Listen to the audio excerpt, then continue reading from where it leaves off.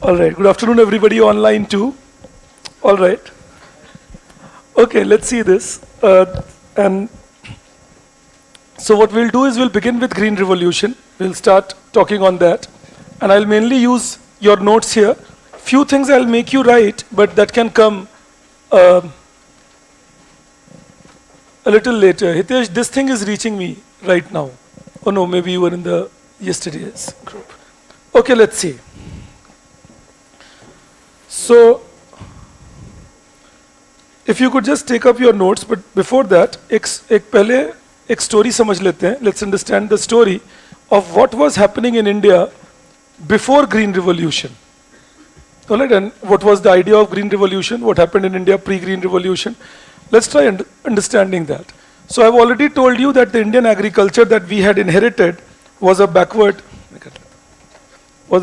system, and we didn't even grow well. We were not even food sufficient. So all that story you know. Now, what was happening apart from that, or what happened apart from that, was that pricing of agricultural goods was something that always remained a problem factor. How to price them? Sometimes the price will, like in the Second World War period, the deliberate idea was to keep prices in control. That was the deliberate idea during Second World War. Then after Second World War, the government said, all right, we will not keep the price in control.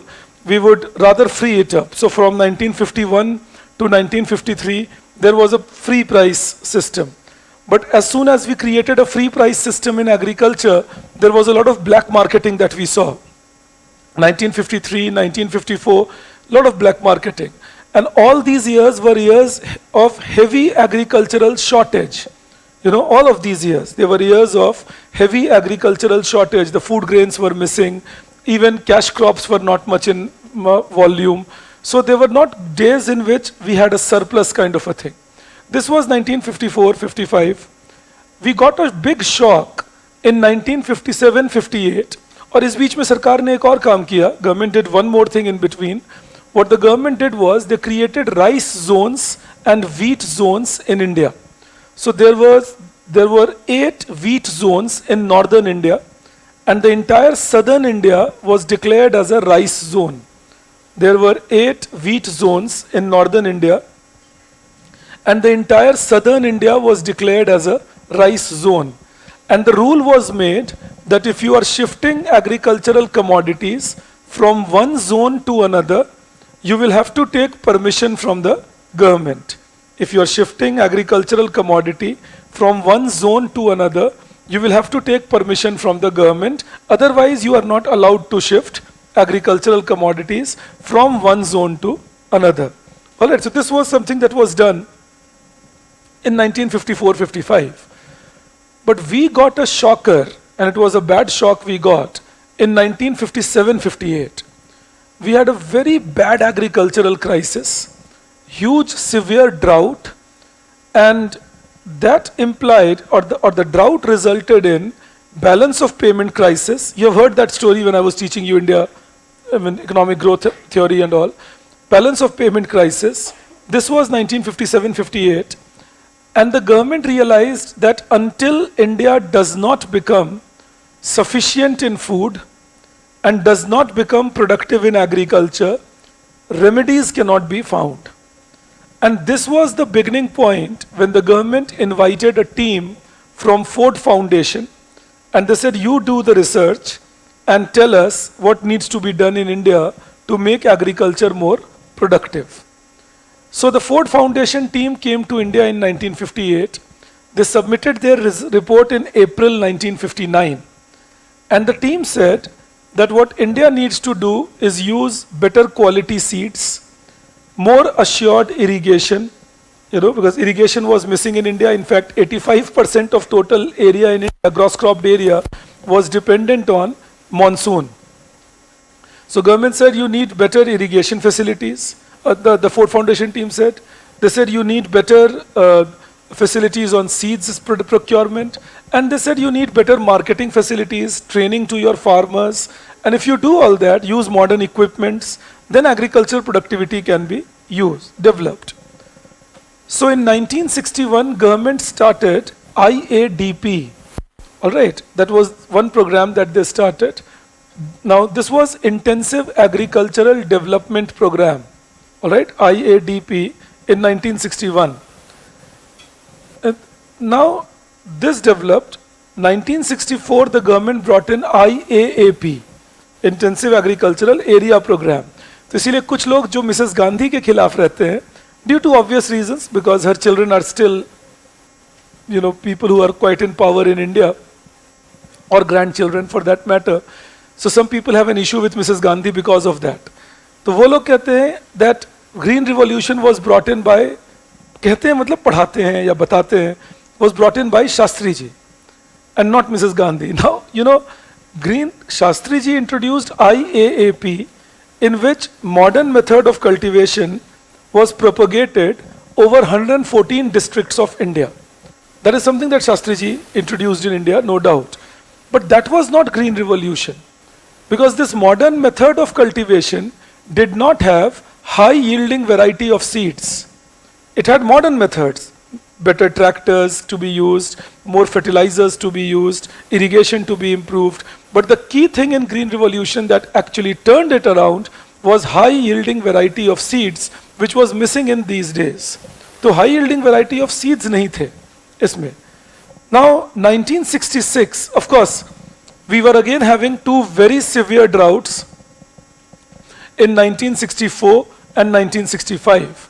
We were having two very severe droughts in 1964 and 1965.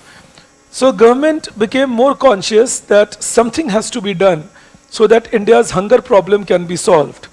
Also remember, this is not economics, but this is something you should know according to me. By mid-1960s, things were becoming clearer as to whose side we will have to take in the Cold War. All right, Americans were kind of openly coming in favor of Pakistan. That was seen in 65. In fact, it was a bad change after Kennedy. In 1962, when Kennedy was the president of America, and when Chinese had attacked us, Americans had offered an open support. They had said that if you want, we can be there to support you. In fact, in UN, Americans were taking our story. तो हमारे तरफ से America vote करते थे, प्रस्ताव लाते थे. So Americans would bring resolutions, vote for us. 1962, Kennedy was the president. Chinese had attacked us. Now Kennedy unfortunately dies, and then they have a change in power. Republicans come back to power also very soon, because within 2 years, 1 year they had an election, and Nixon became the president after that. And now Americans were taking a stand which was quite favorable towards Pakistan. So we now knew, and why is that important in our current discussion? Because a major source of our food used to be America. For example, when Americans invaded Vietnam and India vociferously, opposed it, then that year, this was 1967, 66, 67, that year, suddenly Americans delayed the shipment of wheat to India. उन्होंने कहा हमें logistical issues आ रहे हैं, हमारे पास enough ships नहीं हैं. So we don't have enough ships to send you wheat. And they didn't say we will not send you wheat. They said it's getting delayed. And they deliberately delayed it for a couple of months. So that was their technique of punishing us. That, okay, you vote against us at United Nations, we can do this to you now. So that is what was happening. So that meant that if we wanted an independent policy, then we badly needed a situation where at least we get independent on food production. Because you can't have an independent system if you're dependent for food on somebody else. Now, India, as usual, what the India that you see today, if you read Indian economic history or political history or social history, I've been an avid student, believe me. I would have read close to 100 books on these. I've been a very avid student of India after 1951. जितनी किताबें मिली मैं ढूंढ के पढ़ता रहता था उनको कि जानूं कि होता क्या था इन टाइम पीरियड में. तो वही आपसे शेयर कर रहा हूँ. So, if you read through this place, one thing you will see consistent in us. That consistency is that we differ vociferously on every issue. आप कोई भी issue इंडिया में रखिए और उसको बोलिए कौन agree करते हैं नहीं करते हैं. कोई भी issue, it can be except for maybe India winning a cricket test match, kind of, But people would differ vociferously on that. Oh, this should not be done. This should be done. So high yielding variety of seeds were nothing new. High yielding variety of seeds were the same story. That government introduced this idea. Mrs. Gandhi was a big supporter of it. She wanted this. Professor M.S. Swaminathan was the one who was introducing it in India. And Dr. Norman Borlaug from Mexico was the one who had invented these seeds. They were also called dwarf quality of wheat. So the plant won't grow tall, the plant will grow short, but the plant will grow horizontally. And therefore, and the plant will have more dense amount of grains in it. तो जो फसल है आपकी वो लंबी नहीं जाएगी, ऐसे मूव करेगी, और जो आपके गेहूं के जो दाने हैं वो ज्यादा होंगे इस फसल में compared to जो पहले के हम क्वालिटी करते थे. That was the only difference, that the plant will not grow tall, will grow short and will grow horizontal, and the amount of grains you will have in the new quality of seeds will be much more in the plant compared to the older one. So the productivity rose. Again, there was huge opposition. In fact, it was almost bifurcated in the parliament. 30-40% people were openly opposing it. It was mainly Mrs. Gandhi's heft. अब आप में से जो भी लोग मुझसे नाराज हुए थे जब मैं मिसेस गांधी की बुराई कर रहा था 1970s पढ़ाते हुए, सारा गिला शिकवा माफ हो जाएगा यहाँ. But anyways, it was mainly Mrs. Gandhi's heft which carried it through, that she took a lot of responsibility because she believed in it. She thought that this is something that can get us free of hunger. So finally we started with the Kharif crop of 1966, when we said that let's go for high yielding variety of seeds, let's try developing it. And there were 4 components to it: high yielding variety of seeds, chemical fertilizers,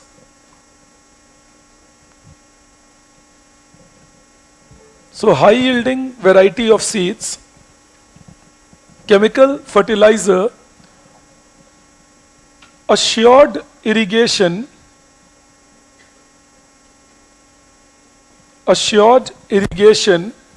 and chemical pesticides. These were the 4 major components that were introduced. India was not using a lot of chemical fertilizers in those days. India was not using a lot of chemical pesticides in those days. Understand it like that. India was also not using or not having a lot of assured irrigation. One reason, there were several, but one reason we chose Punjab and Haryana to introduce this was that they had a nice canal system of irrigation where we were assured that water supply will be there. That was one reason. There were other reasons, like the land system was less fragmented. Don't forget, Punjab and Haryana had a Mahalwari system before independence, and in Mahalwari system the fragmentation of land was less compared to a Zamindari or a Rayatwari system. So the land was less fragmented in Punjab and Haryana. Another reason why Punjab and Haryana was chosen because farmers were more willing to experiment. In many other places like Bihar, Uttar Pradesh, Tamil Nadu, the farmers were not immediately willing to experiment. Punjab and Haryana, the farmers were willing that, okay, bring the new seed and we are willing to work on that. So there were various reasons. Plus remember, it was mainly coming in wheat, and Punjab, Haryana, etc. were already wheat growing and wheat eating areas. Remember, India doesn't eat wheat. If you are from North India, you may not appreciate that immediately, but India is not a wheat eating country. We are a heavy rice eating country. Whether you talk Eastern India, Southern India, you see the festivals that happen, and you will see that most of the dishes that you will see in those festivals are rice-based dishes. And that is because of the cultural and ethical and ethos that we have developed, that we have been a rice-eating country. Of course, Green Revolution gradually did spread to rice, but initiated in wheat. So there were reasons why Punjab and Haryana were chosen initially for development of these. But these 4 were the major ingredients that were needed for growing the higher crop. Now 1966 it was introduced. India's total food grain production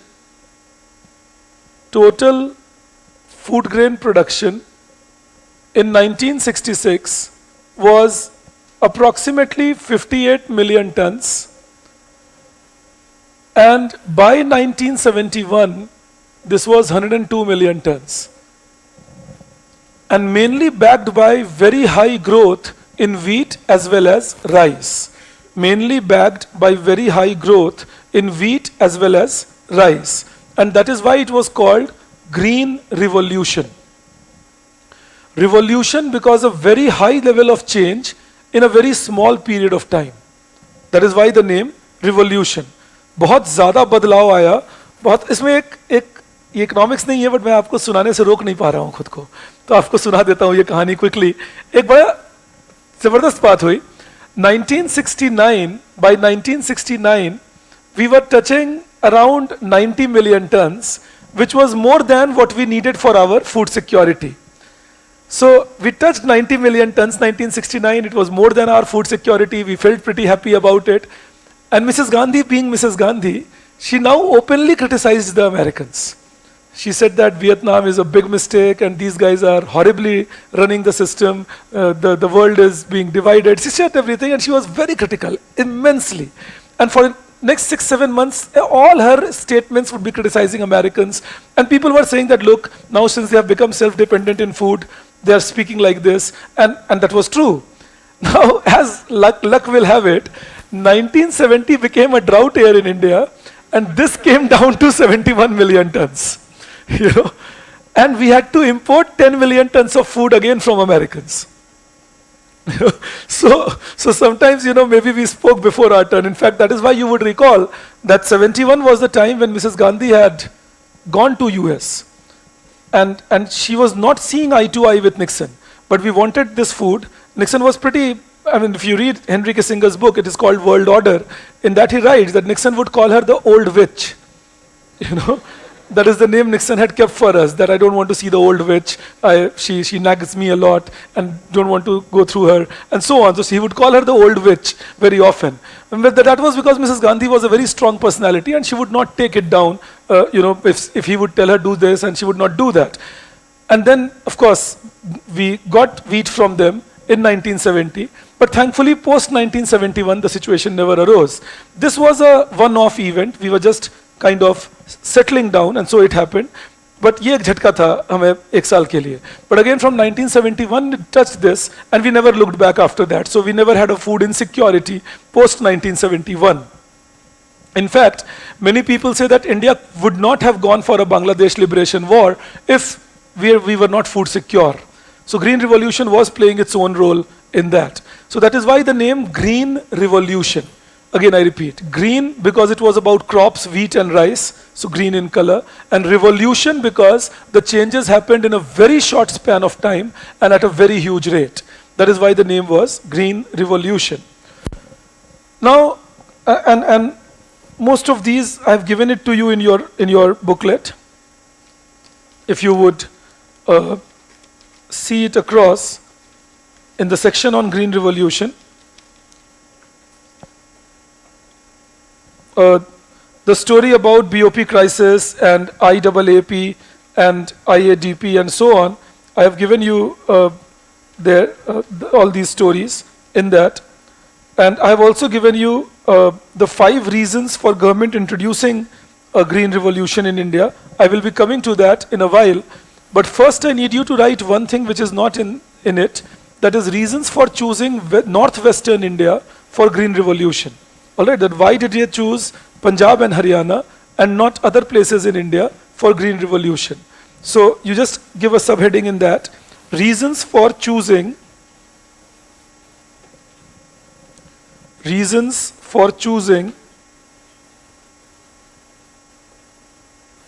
northwestern India. We call it northwestern India, but they were precisely Punjab, Haryana and western Uttar Pradesh. Alright, the western Uttar Pradesh region actually meant region spanning between Meerut and Shamli, Saharanpur kind of areas. Alright, so this was the western Uttar Pradesh region that was being covered. So Punjab, Haryana and western Uttar Pradesh, that also a limited region between Meerut and Shamli. That was the region that they were mainly covering across. Alright, now you write 1.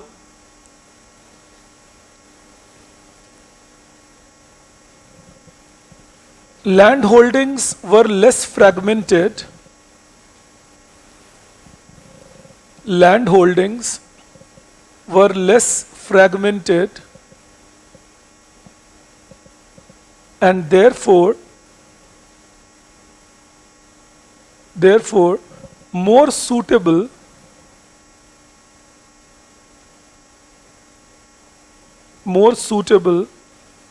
for more suitable for introducing modern equipments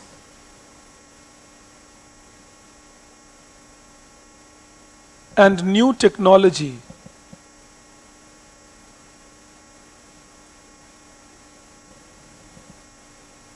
then you write second, irrigation system, second point, irrigation system was established, irrigation system was established much better and canal irrigation, canal, C-A-N-A-L, canal irrigation assured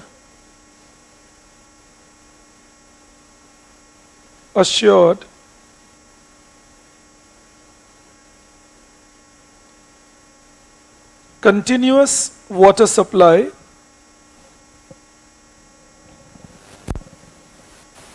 which made it suitable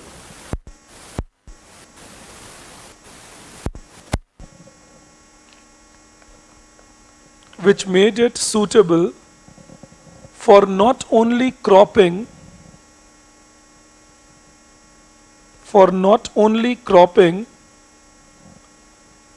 but also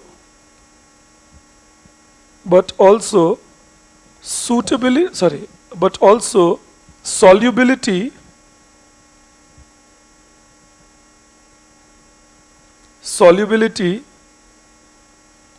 of fertilizers and pesticides. So that was another reason that you needed a lot of water so that the fertilizers we were using, pesticides we were using don't harm the soil, they get soluble in it and can be activated better. And then you write third, these regions were already practicing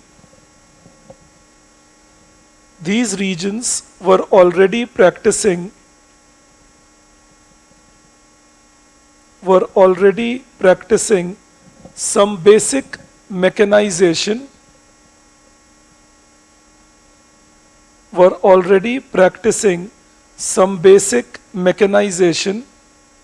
which was not observed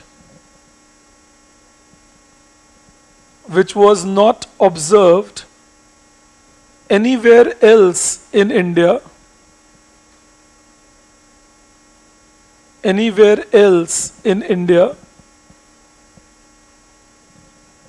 except Tamil Nadu and Maharashtra. So the amount of mechanization they were practicing, Punjab and Haryana, mechanization means using a tractor to cultivate or using a thresher to harvest. All right. So of course, don't compare it to today and don't compare it to a modern system, but compared to what we were doing in 50s, by 60s, Punjab and Haryana had grown comparatively better, but other states had not done as much. Tamil Nadu was doing well, Maharashtra was doing well, but we didn't see it happening in other states. Mind you, there were various reasons also, like in places like Bihar, the land holdings were very fragmented, and therefore it was not possible to go for high mechanization.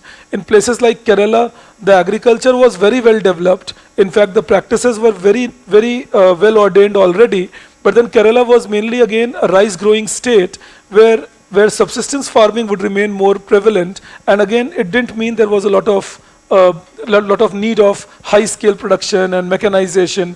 Punjab and Haryana were in a unique situation. Again I repeat, Punjab and Haryana are not states with very high rainfall. You go back to your 7th, 8th standard NCERT geography and they will tell you that Punjab and Haryana have an average rainfall of 65 centimeter to 80 centimeter, depending on which region you are talking about. Again, they don't have Khadar kind of alluvial soil. They have Bangar kind of alluvial soil. That means again that it is relatively less fertile than than the Khadar alluvial soil, which you find in Bihar, Uttar Pradesh, etc., where therefore growth is much higher. Also, it doesn't mean land is not fertile, but not as fertile as what it would be in eastern India due to deltaic plains and all. Also, Punjab and Haryana were, due to Mahalwari system, were still living with a lot of big landlords who were already experimenting with crops even during the British period. In fact, if you read history of Punjab, of course, I'm not here to teach you that, but just to tell you the context of it, Maharaja Ranjit Singh would be the person who had introduced modern methods of agricultural farming in Punjab, and of course Haryana in those days also, way before independence. So Punjab and Haryana was quite used to it, of taking up new commodities, growing new kind of crops, and using new machines, and that made them an obvious choice. And then the willingness of the farmers, which will be your fourth point. You write that up. The farmers, I'll tell you actually what was happening. Why do we conclude willingness of the farmers? Because somebody was there in one of the earlier batches. तो उन्होंने कहा हमें कैसे पता farmers willing थे? ये पता चलता था in response of the farmers. How did we get to know that farmers were willing? We got to know that by response of the farmers in the intensive agricultural area program. That how good, bad, ugly was the system performing in IAAP. It gave us a very good pilot idea that, okay, these areas the farmers are more interested, these areas the farmers are less interested, or not majorly programmed to achieve things, and so on. Since I told you this, I'll tell you, maybe, I don't know, historically some people give this as a reason, that northwestern India has seen a lot of immigration, and due to that it keeps the whole place dynamic. You know, if the Mughals would come, they would come from that side. When the Aryan invasion took place, it came around. Now, some people in India believe there was no Aryan invasion. So, you know, we will have to keep quiet on that in few days. But at the moment, I'm allowed to speak, so I would still believe that there was an Aryan invasion. So that's what the historical method suggests. So all those would happen through the Hindu Kush and the Karakoram. And that meant the first point of exposure would be northwestern Indian subcontinent. But a good thing it did to northwest Indian subcontinent was, it did not let them live without dynamism. Because new people bring their own new ideas. You would be experiencing it firsthand in your UPSC preparation, assuming if you are interacting with new people. You would realize that people coming from different regions can have their own views, their own ideas, and if we are open to those ideas, then we grow much better. And believe me, I've experienced it a lot in my life. You know, because with God's grace, I've traveled a lot, almost 43 countries now. You know, so when I meet people and talk to them, I actually feel that there is a hell lot to learn everywhere, which you learn from people. But that's what dynamism does if migration is continuous. Eastern side of India had two issues. I'm just giving you a basic comparison, but western and eastern coasts also show this reflection. Western coasts were major coasts of trade. You know, eastern coasts were not the major coasts of trade, especially during British India. And eastern India was a permanent settlement, nice ensconced area. Ensconced is comfortably established. Alright, जहाँ लोग आराम से खटिया पे सोते हैं, खेती होती है, कुछ लोग करते हैं, बातचीत होती है. अभी भी मेरा गांव बिहार में है, मैं वहाँ जाता हूँ, मुझे बहुत लोग दिखते हैं जिनका दिन भर का एक ही काम है, बातें करना. You know, they have this whole business for the day. You know, they remain very busy, they talk. You know, that is their whole, now I don't blame them, they don't have much to do, the qualification is low, the capability is less, and the willingness is even lesser. But the survival is because of the land inherited. Now it's not that they are zamindars and landlords today, it's not that they have huge land holding, but even at 10 bigha, 8 bigha, 5 bigha is good if you have a single family to run and you don't have high aspirations. So in a rural area it keeps you good. Plus you have a family name. So people still come to you and tell you things, and they don't disrespect you in front of you at least, you know. So all that happens now. But what does it do? It takes away the dynamism from the society. Dynamism comes from aspiration. If you don't want, imagine today, why are you in such a lurch today? Imagine, तुम्हारी तो अच्छी जिंदगी है ना, खाते हो, पीते हो, रहते हो अच्छे से, पेरेंट्स हैं ही. अब सोचो अगर तुमने ये डिसाइड कर लिया होता कि मुझे भी आगे कुछ नहीं बनना है. You know, this is my life's aim, that I will be nothing. I used to scare my mother saying all this in my childhood.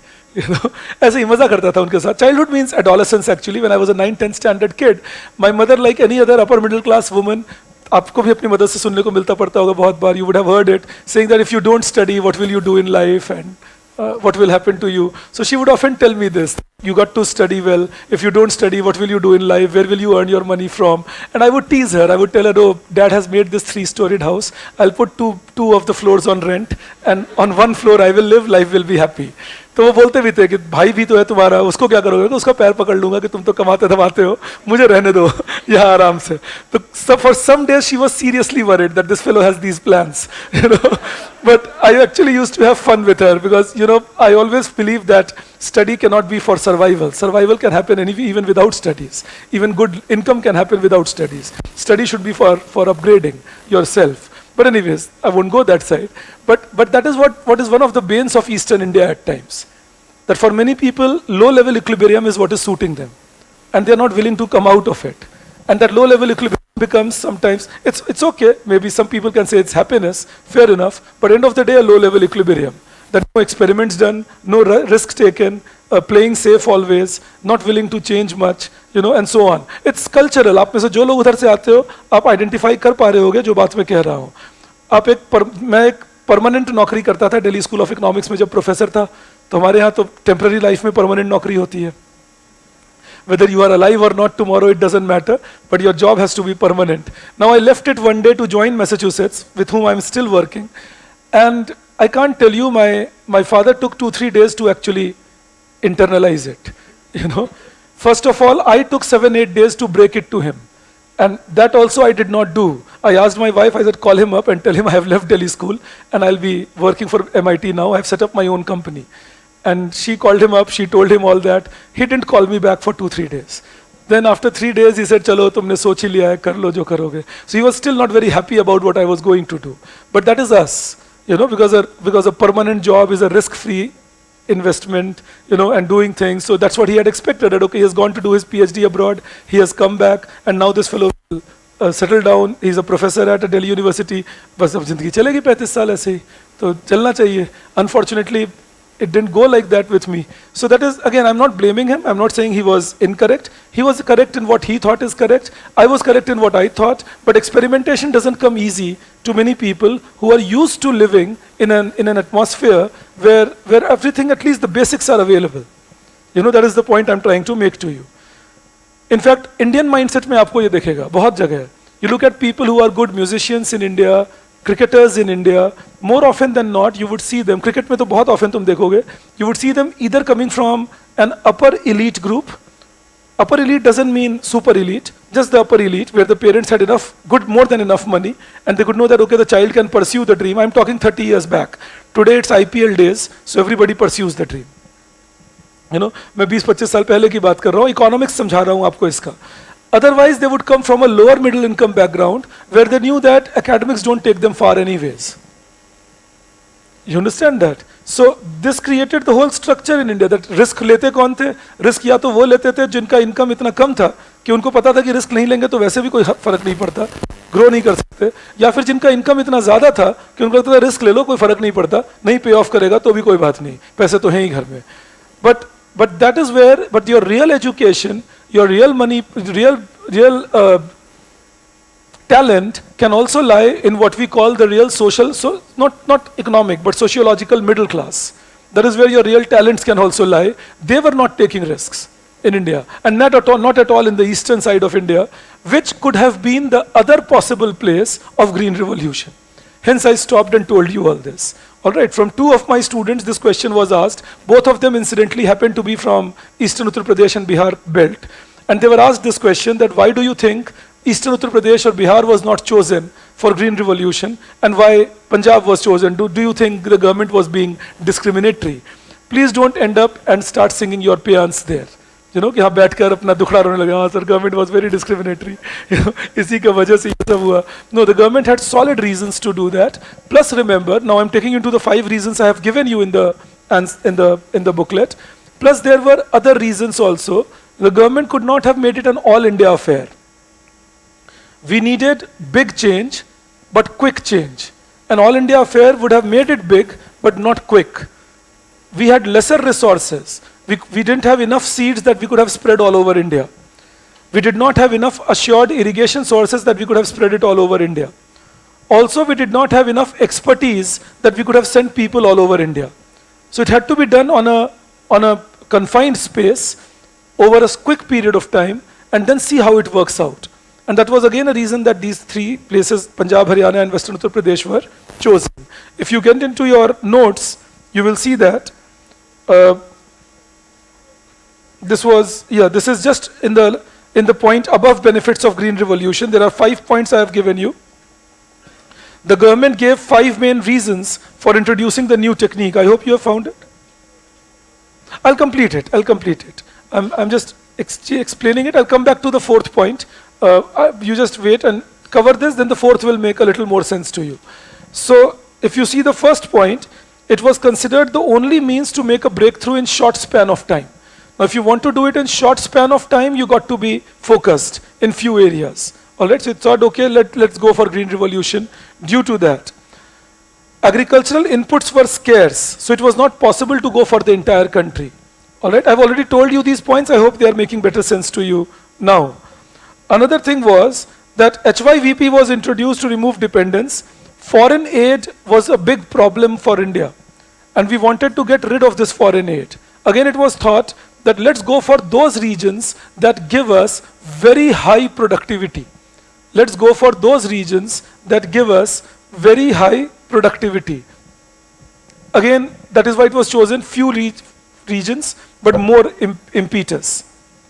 Impact ज़्यादा डाले, area छोटा हो बेशक. Another thing the government said was that the demonstration effect will work. You know, once these regions do well, and this worked in India. Green Revolution spread from Punjab, Haryana, Western Uttar Pradesh gradually to places like Tamil Nadu, Andhra Pradesh, parts of coastal Karnataka, parts of Kerala, then gradually to Eastern India, Bihar, Eastern Uttar Pradesh. Even though Bihar, Eastern Uttar Pradesh had other reasons that productivity could not rise as high as a Punjab, but still it was comparatively much higher. So it took time for Green Revolution, but the demonstration effect was working. What is demonstration effect? You see somebody else growing, you see somebody practicing a technique, and you also learn from it, and then you also start practicing it. That is demonstration effect. Do I believe I'm clear on that?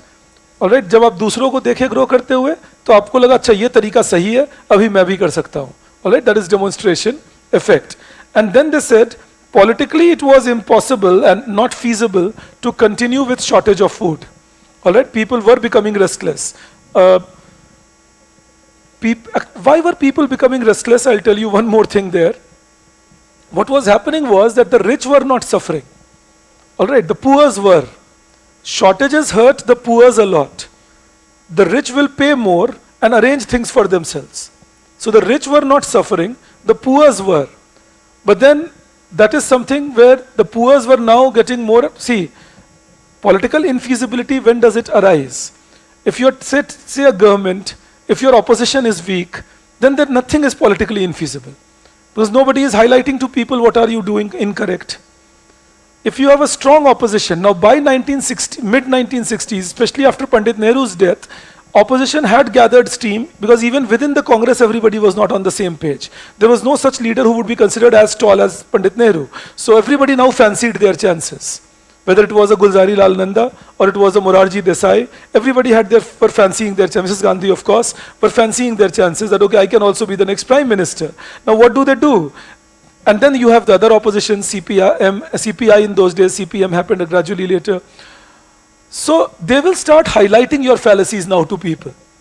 And then people start realizing, look, actually we are not getting what we should have been getting. And that was the political infeasibility after mid-60s. I'm trying to give you an answer that why was it not politically an issue in 1950s? Because shortage of food was there in India before independence and then after independence. So politically it should have been an issue in 1950s. But in 1950s, Pandit Nehru being a tall leader, Congress well placed in all the states except for a short duration in Kerala. The opposition was not huge. So nobody highlighted to the common people that look, this shortage of food, shortage of stuff, inflation, you don't deserve it. Government should focus on this. Government should work it out. You understand that? Now, this started getting highlighted from 1961, 62, 63. Then the wars will happen. Wars will make things more short. Another thing was from 1956 to 1962-63, there was 7-8 continuous years when our major resources were devoted to industry. So whatever surplus, even whatever surplus the government got, it was majorly invested to create industries, develop infrastructure, and which type of infrastructure? Which will again promote industrialization. So rural areas, crop production, government investment in it, barring the big dam part. Big dams were constructed, but barring the big dam part, we did not see huge public investment in agriculture. Private investment in agriculture was already weak. All right, how do you invest in agriculture? I use this term, public investment in agriculture and private investment in agriculture. How do you invest in agriculture? Okay, you develop transportation facility, you develop storage facilities, harvesting possibilities, connectivity to the market, all right, irrigation facilities, crop protection facilities like fencing of the field. I'm sure all of us understand that. These are investments in agriculture. All right, land leveling facilities, mixing of land and all. All right, so these are all investments in agriculture. Now, normally in India, investment in agriculture was not very high till late 1970s. Whether by the government or by the private sector, mainly till 60s because the government was focused heavily on industry. But if you don't create capital formation in any sector, your productivity, that is capacity to produce, will remain low. Yes, yes.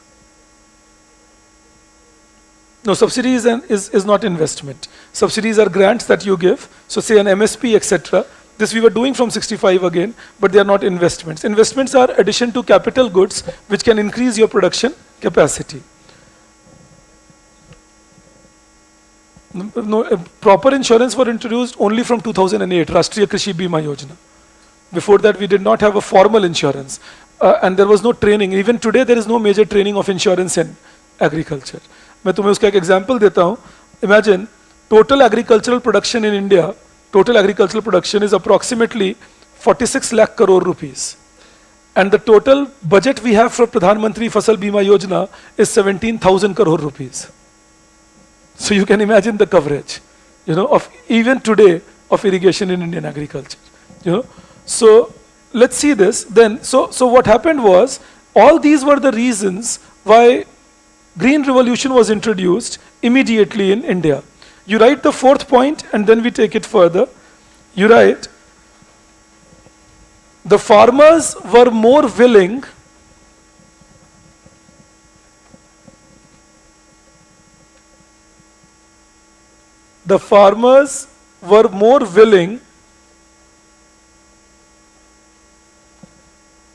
to use new methods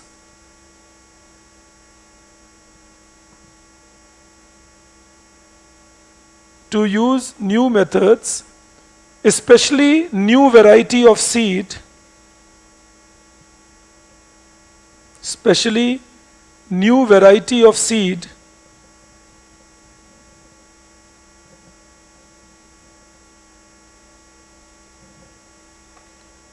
and in Punjab and Haryana,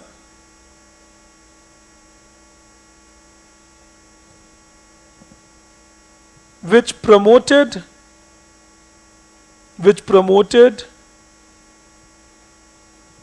Green Revolution in those areas.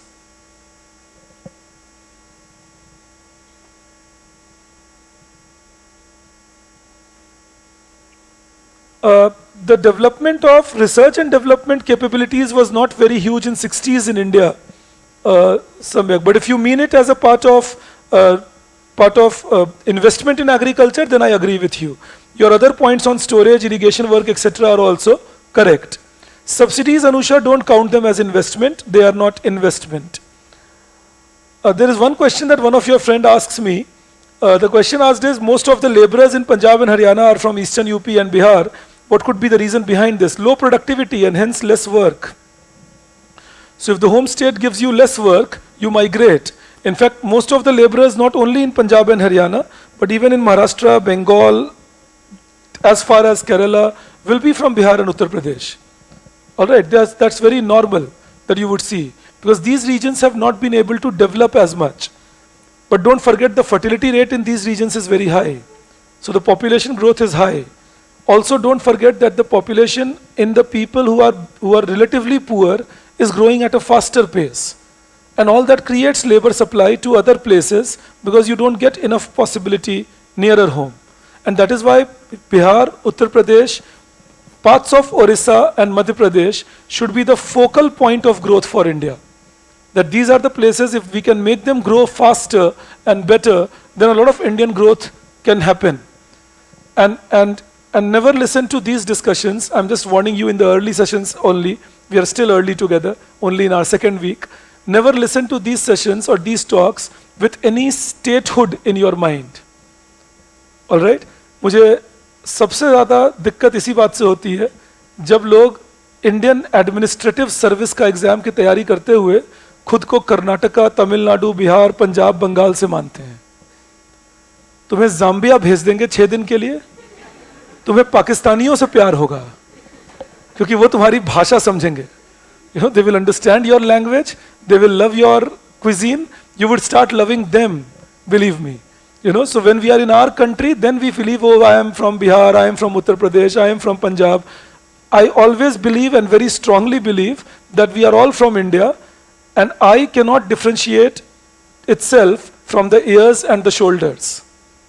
You know, if the shoulder is in pain, the eye cannot get happy at that. All right? तो अगर कोई आप में से by chance ये सोचते हो, अरे कर्नाटका में तो ये दिक्कत है, अरे तमिलनाडु का वो प्रॉब्लम है, अरे बिहार तो ये दिक्कत है, ये तो मेरा स्टेट नहीं है, ये तुम्हारा ही देश है. So please internalize it and inculcate it. You know, because if we keep living the other life, then that is where the finance minister of Kerala is found giving a statement that Kerala has to be independent in food production, otherwise it can be danger in future. Well, what else is the future if not India? And then why should one Indian state be bothered about remaining independent in food? Any state for that matter, independent in food or anything if other states can supply it to it. And why should one state be reluctant in supplying it to the other state? It's like eye telling the shoulder, I can't see for you. So can't do that. So always be careful. मैं रुक के इसलिए बोला क्योंकि Indian economy analyse करते हुए हम बहुत बार बात करेंगे, इस स्टेट में ऐसा हुआ, उस स्टेट में ऐसा हुआ. तो मुझे याद है मेरे एक बहुत अच्छे प्रोफेसर थे, बट उनमें रीजनलिज्म बहुत ज़्यादा थी. नाम नहीं बताऊंगा उनका आपको मैं. You know, he's a very renowned and very good professor at Delhi School. He used to teach us, and he was telling us some data. And matter of factly, we asked him about. Matter of factly, it was never intended. We didn't even know which state he comes from, but we asked him about his state. Sir, what is the data for this state? And his immediate reaction was, I'm coming to my state. My? What does that mean? I was born in Bihar. If I start taking only Bihar as my state, the first mistake, you know what we will do? Even if you take Bihar as your state, if you were born there, and only Bihar as your state, the mistake is you will start getting defensive about the problems of Bihar. अगर कोई पूछेगा ना बिहार में backwardness क्यों है, परेशानी होगी बोलने में कि क्यों है, फिर आप डिफेंसिव हो जाओगे. Oh, it was because coal was given from Bihar to other places free of cost. It was because the central government never bothered about Bihar. We will never try going into the right reasons. And that is what it creates as a problem. Then we will also start blaming other states. And if you start blaming other states, then how does nation become one? So always remain very careful. India is a unitary system. It is not a federal system like Americans. We are not United States of India. Always remember that. You know, because we can never be United States of India. We are different set in that sense. So constitution भी इसीलिए unitary in structure रखता है खुद को. All right. So federal powers are there, but the unitary structure is there to bind us. I hope I have made myself clear. तो अगली बार से अगर मैं किसी स्टेट के बारे में बोलूंगा ये underdeveloped है या developed है या इस स्टेट में ये दिक्कत है, तो आप अपने मन में ये बिल्कुल नहीं सोचोगे मेरे स्टेट की बात हो रही है. ये सारी बातें हमारे देश की हो रही हैं. All right? तो हमारे देश की बात हो रही है तो equal emotion involved रहेगा, चाहे कहीं की बात करें हम. Anyways, I just made myself clear so that in case I am talking about a state, different emotions don't come inside your mind. Because then you will not be listening to me, you will be thinking about the statehood part. So we are very careful on that. All right, yes.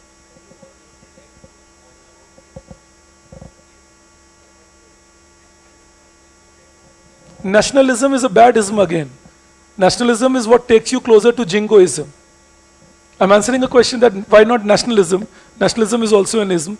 Why nationalism? Why can't we be nationalistic? You know, jingoism kya hota hai? Where I start criticizing Pakistan to prove India is great. Why? India can be great without criticizing Pakistan. But that's what takes you that side. So it's maybe a wrong usage of term if you ask me. Britishers created many isms when they said Hinduism. See, what is an ism? Please understand. Since you asked me this question, I'll quickly take 1 minute to clarify it to you. What is an ism? A code of conduct which says anybody who is outside this code of conduct is doing heresy. Heresy का मतलब पाप, व्यभिचार, इसे heresy कहते हैं. ये ism होता है.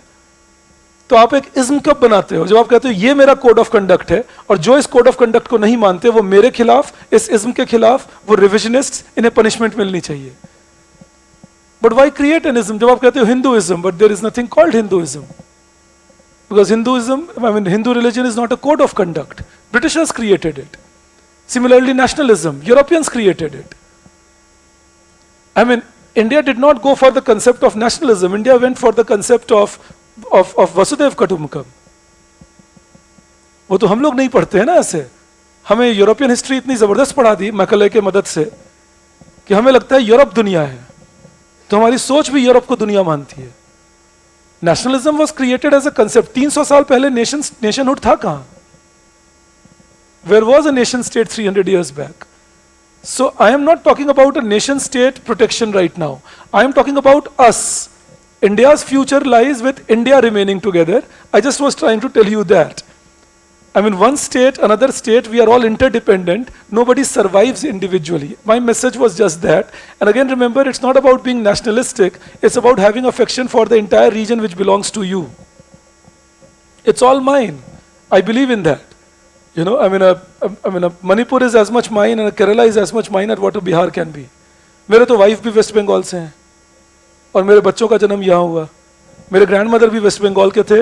मैं तो अपनी वाइफ से मजाक भी करता हूँ कि अच्छी बात है अगर लव जिहाद का कंसेप्ट रीजनल बेसिस पे आ जाए तो वेस्ट बंगाल के लोग आके हमारे घर के आगे धरना दे देंगे कि ये लोग जो बिहार में बॉर्न हैं ये वेस्ट बंगाल की गर्ल्स से शादी कर रहे हैं, क्योंकि ऐसी अजीब अजीब बातें हो रही हैं हमारे देश में आजकल.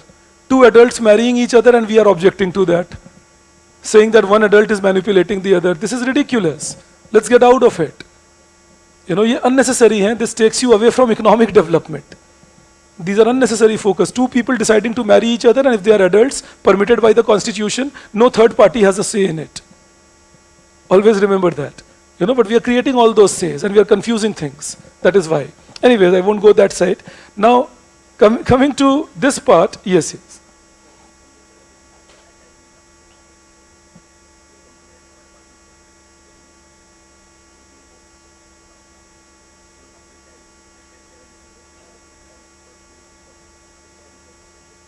नहीं, ये रीजन नहीं था. ये चीजें नहीं थी ऐसा नहीं था.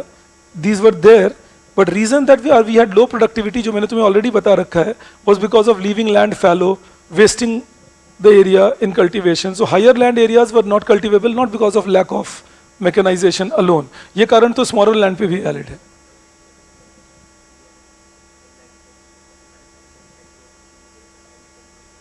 नहीं, वो मुश्किल था. The question I'm answering is that why did we go for land reform and not for self-sufficiency in food? But point was that A, there was no Norman Borlaug and dwarf quality of wheat till as late as 1962. So that trial could have begun only then. Secondly, land reforms were more imperative because that was the reason of lack of adequacy in Indian agriculture. So you needed to reform. In fact, it's unfortunate we could not complete land reforms. If we had done that, agriculture could have done maybe better than what it did. All right. Okay. Now see, I take you further now. I talk to you about some of the benefits of Green Revolution. Now the question I've seen them asking you is to critically analyze Green Revolution. Another question they asked us was about only to highlight the benefits of Green Revolution. They can also ask you only to highlight the problems of Green Revolution. So the question on Green Revolution have occurred many times in our system. So these are all possibilities they can ask us to come across. So when we look at these things. I mean, again, it's in your notes, part of it. Some which is not, I'll make you write that. So one is very fast increase in production of food grains, especially cereals, wheat and rice. This was due to Green Revolution, making us food independent. And the growth was huge. I just want you to add one thing in that. The notes gives you data till 2013-14. You just add into that. By 2021, in the first point itself, please add this across.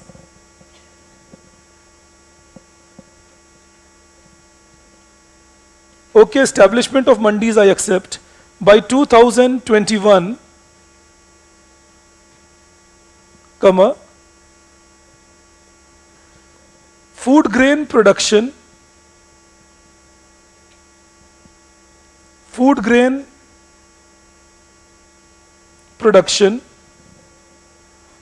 has crossed 300 million tons. 300 million tons, with wheat production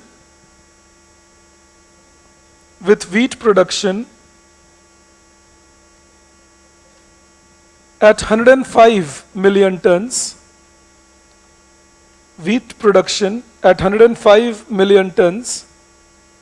and rice production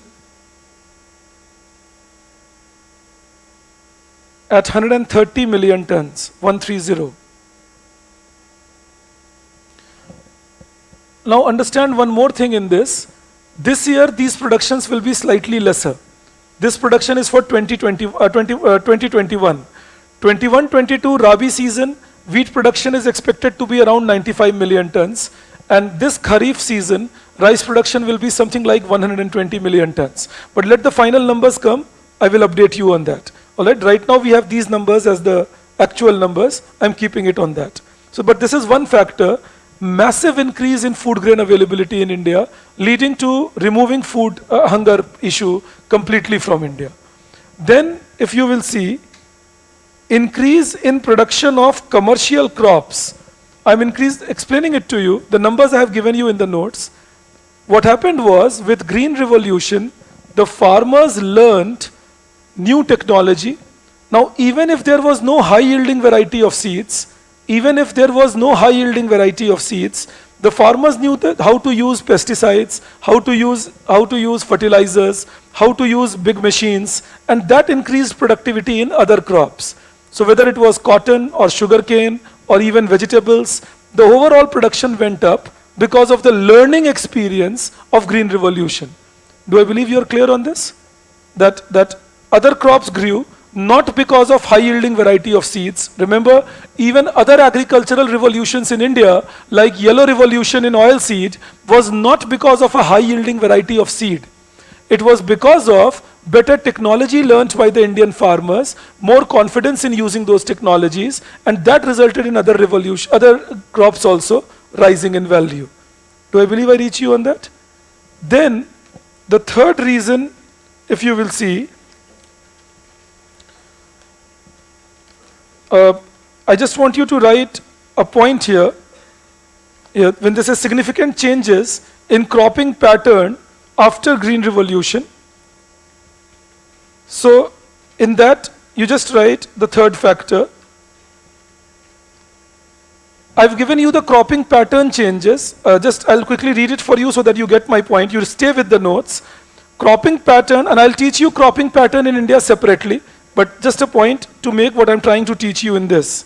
So cropping pattern among cereals deviated away from pulses, moved towards wheat and rice. Like earlier, around 1/3 area was devoted to pulses. That got reduced, and wheat and rice started becoming more dominant. In fact, wheat became a very dominant part. 11% of the total area was for wheat in the pre-Green Revolution phase. It increased to 22% in the post-Green Revolution phase. So area under wheat increased heavily in the post-Green Revolution phase. Even the area under rice increased by more than 10%. Like area under rice used to be 31% of the total food grain area. It increased to 35% of total area under food grain. So area under wheat, area under rice, they registered a high increase. Area under pulses and area under millets, they went down. In pulses it was almost stagnant, but in millets it came down significantly. All right, almost 28% of the area in India was under millets, came down to 14% post-Green Revolution. So wheat and rice became more prominent, pulses, millets, etc. became less important. That was one. Another was, of course, within wheat and rice, wheat was rising even faster. And in cash crops, a lot of diversity was observed, say cotton or sugarcane or vegetables or flowers. Now, why is that an advantage? Or why is this talk brought in an advantage? I'll make you write that. Because it promoted exports from India gradually. India started exporting a lot of rice, basmati and non-basmati. India started exporting sugar. India started exporting, in some of the years, even cotton. So that was foreign exchange earnings for India. So I'm just making you write that. At the side of your point, you please write that. It increased export of agricultural commodities. In the third point itself, you just write that. It increased export of agricultural commodities. It increased export of agricultural commodities, which led to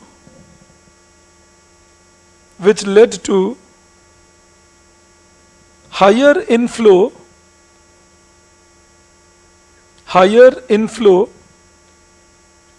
of foreign exchange reserves. Higher inflow of foreign exchange reserves. So that was another thing that it did. And this happened mostly after 1980s. It didn't happen immediately. Don't forget, Green Revolution was initiated in 66. It took 10-11 years to properly stabilize, and it was only around 1980s that India was in a position where the actual benefits could be observed. All right, so the real benefits of Green Revolution were here by 1980s. And then another factor was agricultural employment picked up in certain areas. This is your fourth point. Agricultural employment picked up in certain areas. आप उसी point के नीचे देखो, आपको लिखा मिलेगा. मैंने आपको reasons दिए हैं, मैं आपको explain कर रहा हूँ. One was agricultural product. There were multiple crops now done with Green Revolution. Why? Because now with better irrigation, मैं मान सकता हूँ आप जिंदा होकर सुन रहे हो मुझे? ठीक है. मैं ऑनलाइन वालों से भी पूछ रहा हूँ, घुलट तो नहीं गया भाई, सर्दियों का टाइम आ रहा है, धीरे धीरे रजाई यहाँ से यहाँ जाते जाते ऊपर तक गया, so just save yourself from that. और तुम लोग तो वर्चुअल रजाई में जाओगे जो दिख नहीं रहा, so just save yourself from that. So coming back to my point, so remember two reasons why employment growth happened in India. So one reason why employment growth happened in India in agriculture was due to multiple cropping. Why multiple cropping? What Green Revolution did, high yielding variety of crops, chemical fertilizers, insecticides, protecting the crops much better, proper irrigation. The crop yield became higher due to faster maturity of crops. बिना proper पानी के, बिना proper fertilizer के, जिस crop को पहले 7 महीने लगते थे grow करने को, वो 4, 4.5, 5 महीने में grow करने लगे. Do I reach you on that? That without proper technique, without proper fertilizer, etc., the crop which would take 7 months to grow would now take 3, 4, 4.5 months to grow. It's like this. When you use chemical fertilizers, then it means that you can replenish your soil much more quickly as compared to what you would otherwise. So now you have to leave your soil fallow for a very long period of time. All that was not needed in the post-Green Revolution period. Also remember, canalization is supplying water through canals. So canalization of irrigation was the initial impetus. जो शुरुआत का benefit था वो canal irrigation से आ रहा था, लेकिन धीरे धीरे ये shift हो गया to borewell irrigation. Alright, even today in India, borewell irrigation is the major source of irrigation. Earlier it used to be canal irrigation in the initial days of Green Revolution. But by mid-1970s, even in Punjab and Haryana, with borewells becoming popular, people started using groundwater, pumping it up, and using it for irrigation. Now that meant, again, that faster maturity of crop became a possibility. So whichever crop used to take 7-8 months earlier was now taking 4-5 months. Means what? You will grow more crops. Now you tell me, if you grow more crops, will seasonal unemployment be more or less? Less. And if you grow more crops, will disguised unemployment be more or less? Less. Disguised unemployment is more people working on a field but not producing sufficient. Now obviously these people had more work to do. Seasonal unemployment means that you are without work in the off season. Again, the off seasons became less. Now it was not about sitting idle for 4-5 months. You develop a kharif crop. What do we do today? Even today you see that same pattern. We grow a kharif crop, we sow it in end April, early May, in some states in June. Then we harvest it by October, sometimes by November. Like by October end, November first week, all harvesting would be done. And then we again sow it back by November mid, the next crop, and again harvest it by April. So you're practically involved, in agriculture in that sense. So your off season becomes shorter in duration. That started happening. Then remember the second point. In the Green Revolution part, the average productivity increased and marginal productivity increased. So the farmers now were producing more on the margin and on an average. If your average product becomes more, your surplus possibilities become higher. And those surplus possibilities are your savings in agriculture. And that means now investment started picking up in agriculture. This was seen in 1980s very often. Investment started picking up in agriculture, and with more investment, there was more possibility of job creation, like cattle rearing, poultry farming, fisheries. Look at this. We go for white revolution from mid-1970s. Why? Now we felt farmers are relatively more prepared. We go for yellow revolution from mid-1980s. Again, we felt now the farmers can go for oil seeds. We go for blue revolution, Neel Kranti कहते थे जिसको, so blue revolution from 1986. So this was the time when government of India was feeling that right, farmers are trained a bit now into things, surplus is being produced in agriculture, we can induce them to invest more and grow better. So higher investment, more jobs, and multiple cropping, more jobs. Do I believe these two things can remain with you? I'll just take a minute. These are the 2 points that I have given you, A and B.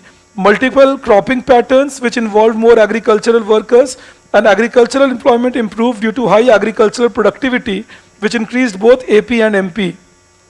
And AP and MP rise means that you are growing at a faster rate. If your marginal product is rising, it suggests the first stage of production, when you're growing at a faster pace and you can expect more surplus. All right? On the margin, you are growing more, so you expect more surplus in that case. If both marginal product and average product are rising, then which curve will be above? Marginal? किसी के मन में भी average नहीं आ रहा और मैवरेज तो बिल्कुल नहीं आ रहा? ठीक है, आप में से जो भी लोग मिस कर गए हो, आप याद कर लो, if this is your marginal product, then this kind of thing is your average product, the maximum being here. So if marginal is rising, then marginal got to be above average. If marginal product is rising, then marginal product will be above average product. All right, so if marginal is rising, marginal will be above average. All right, and what does that mean?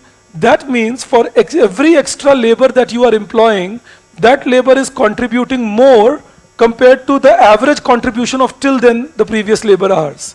And that means higher productivity. And that is the surplus. This difference of marginal and average. Marginal average का मतलब समझते हो? ठीक है. If marginal is higher than average, then that means every next worker is producing more than the average that had been produced till then by all the workers. And that means the surplus is higher and higher. हर अगला जो आ रहा है वो ज़्यादा produce कर रहा है. आप में से जो लोग बिल्कुल भूल गए हो या बहुत हेजी हो गया है, आप ऐसे समझो, अगर आपके हर अगले ओवर में एक बैट्समैन आके पिछले ओवर से क्या रन रेट से ज़्यादा रन मारे, तो आपके रन रेट बढ़ता रहेगा या नहीं बढ़ता रहेगा? और अगर ये भी नहीं समझ रहे हो तो मुझे बाद में मिलना. Alright. So what I'm trying to tell you is that if in every over a batsman is hitting more runs than the run rate of till that over, the average, obviously the run rate will keep rising, which means what? You have more and more faster increase. If marginal is growing higher than average, the increase in the total will be at a faster rate. जब इस stage में होते हो तुम, marginal growing faster than average, your total is increasing at an increasing rate. This is the phase that was being observed post Green Revolution. The total product was rising at a much faster rate. And that is where people were becoming conscious that, okay, surplus is being generated here. And that can be used for more technical upgradation, investments, etc. Do I believe we can get that? In case you have not read NCERT Micro, pick that up and read it. In the chapter on production and cost, you will see all these kind of curves made.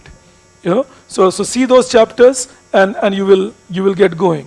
All right. In case you have not seen it, I know you are wonderful people. You must have seen it by now. I know I'm lying. All right. Let's see this then. So that was the other benefit that Green Revolution was creating, higher employment that it generated.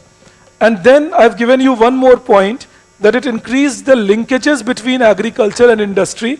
This point borrows itself directly from the point I was explaining to you when I was teaching you India between 1980 and 1990, when I told you that agricultural growth led to higher demand for industrial inputs, tractors, threshers, fertilizers, and so on. Backward linkages established well, and then I told you that India's higher growth agricultural higher growth led to higher demand for industrial finished goods, consumer goods, that is, both consumer durables and consumer FMCG, fast-moving consumer goods. So this is linkages between agriculture and industry becoming higher. Linkages between agriculture and industry becoming higher. So these were the benefits that Green Revolution was creating. You write one more point, you can take that as the sixth point. You write the spread of Green Revolution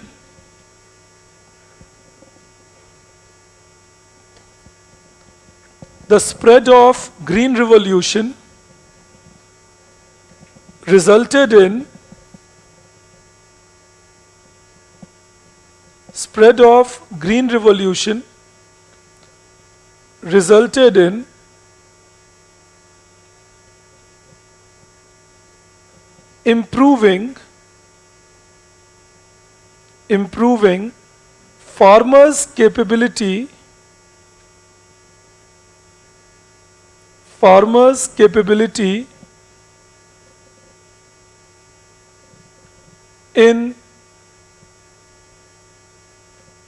improving farmers' capability in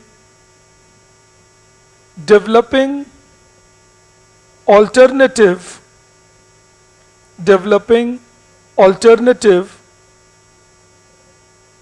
investments, leading to the beginning of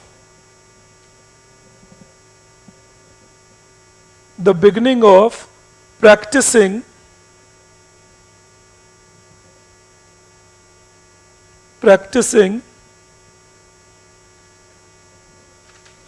integrated farming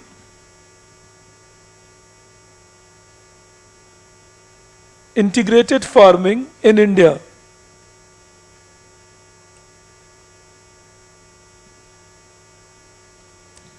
All right. No, international price fluctuations won't create a problem in those days, Samyak, because we were not open to international trade in agriculture in those days. You're right, Niharika, in your statement, and your other question on GS, it will be covered in the class, so don't worry.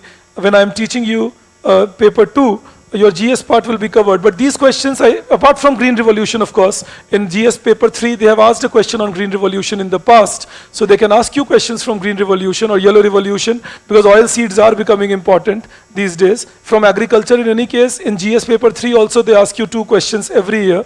But most of your GS paper 3 if you ask me, will be India after 91. All right, most of it will be that India after 91 will be that, and some part of your GS paper 3 will be money banking, some part of your GS paper 3 will be public economics. I have only one request that I want to make to all of you. Please do not supplement your optional understanding with all those books that stay in the market. They are not even level of GS properly. They are thick books created well, that's completely okay, nothing against the authors, but those books are not required in your preparation of optional economics. तो किन्हीं की भी book हो, आपको कितने भी famous लगे, लेकिन आप अवॉइड ही करना उसे. It will unnecessarily interfere with your own understanding. In optional, in any case, we take things into too many details. If you would have seen me, or if you see the books also, or other places also, the amount of time that is devoted on, say, Indian economy between 51 and 91, in optional we are devoting almost double that time, just for the trend compared to what we would devote otherwise for the entire time period. You know, so that is what optional is about, that we got to devote much more time, go into more depths, and so on. Another thing is, which one of your friend asks me online also, white revolution had phases, green revolution did not have phases. So they will not ask you on phases of green revolution. White revolution had phases, 70 to 80, 80 to 90, but green revolution did not have phases. All right, green revolution was kind of a continuum, starting with wheat, going towards rice, and then going thereafter. Now these are the benefits that green revolution creates. What is integrated farming? A farmhouse combined with, so cropping, combined with poultry, dairying, and so on. You know, that is integrated farming. You're practicing several things all together. Now, what were the challenges of green revolution? We go into that. The challenges of green revolution. Again, I have given you some points. I will explain them to you. One is that it has still not removed the problem of lack of productivity due to assured irrigation.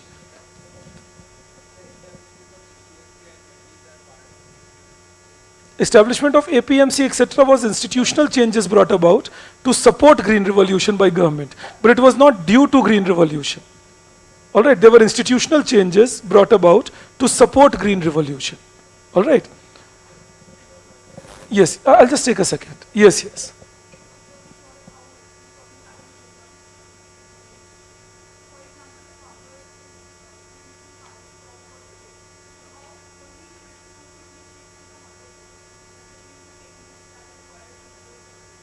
No, it was not a major issue. The dependence on Kharif crop or say a Rabi crop at times was not because they didn't know how to grow the other crop, but the problem was that the agricultural season would be much longer.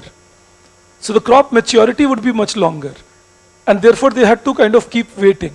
So now with Green Revolution, that problem was resolved, and they could do things faster. All right. Yes, yes.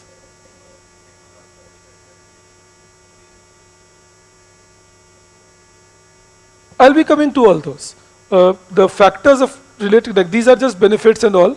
The technological factors on Green Revolution are these 4 that I wrote for you. Institutional factors of Green Revolution are marketing, etc. All right, that marketing benefit, banking benefit, credit benefit, they are the institutional factors. I'll be coming to that when I'm teaching you the second Green Revolution or evergreen revolution. But these are the technological factors. All right, the things related to techniques of farming. No, they did not ask you about technological factors of Green Revolution for 250 words. Yeah. आगे भी तो पढ़ो. नहीं, पूरा question ये था, discuss the technological factors relating to Green Revolution in India, analyzing how it can be made an evergreen revolution.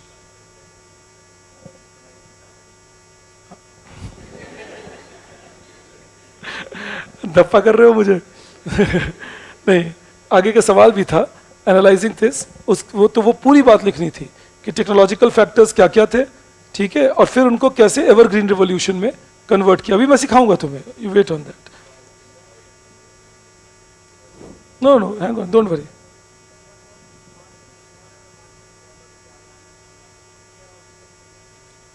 Well, farming in general has benefited decently. All right, even if you talk, I mean, the small farmers of Punjab are nothing comparable to small farmers in other parts of India. they are comparatively richer than what they would be. So Punjab and Haryana has a different ecosystem in agriculture today. All right. Now see, when we look at challenges, as I told you, first is when we say Indian agriculture is still a gamble in monsoon. A gamble in monsoon here means that we are still not fully sufficient in making sure that even in the years when monsoon fails, our agriculture does better. That is where Indian agriculture is still a gamble in monsoon. That we are still not certain that even in the years when monsoons fail, we can do better. So that is the problem part. Green revolution, जब हम word use करते हैं revolution, तो meaning क्या होना चाहिए? ठीक है कुछ भी हो, ये हमें sustain कर लेगा. But that's not happening. It's not that anything happens and we are still sustaining.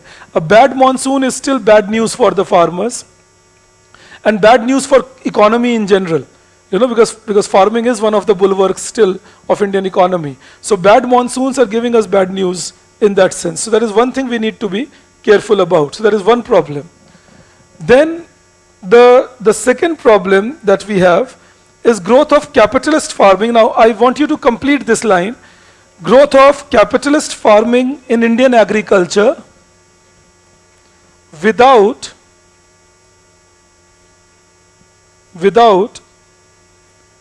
capitalist institutions, without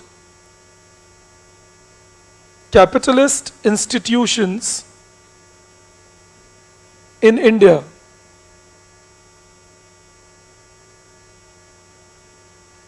Now I will tell you what it means. Capitalist farming means farming. मैं आपको इस पे अलग से भी लिखवा दूंगा, जो राइटअप आपके पास है उसके ऊपर भी कुछ बातें लिखवा दूंगा. I'll make you write few more things. Capitalist farming is farming for profit. Now before Green Revolution, most of India's farming, before Green Revolution, most of India's farming was subsistence in nature. We have discussed that.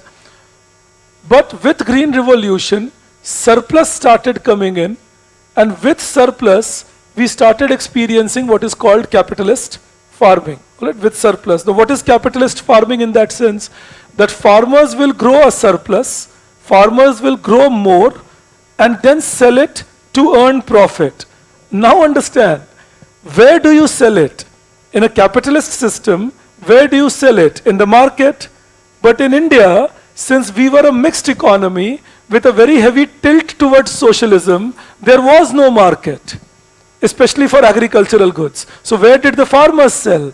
To promote Green Revolution and to encourage farmers to keep growing more, the government created a system of APMC markets in 1965, where government said we will appoint traders, and these traders will be given license by the government, and these traders will buy from the farmers at the price determined by the government, whether it is the procurement price or it is the minimum support price.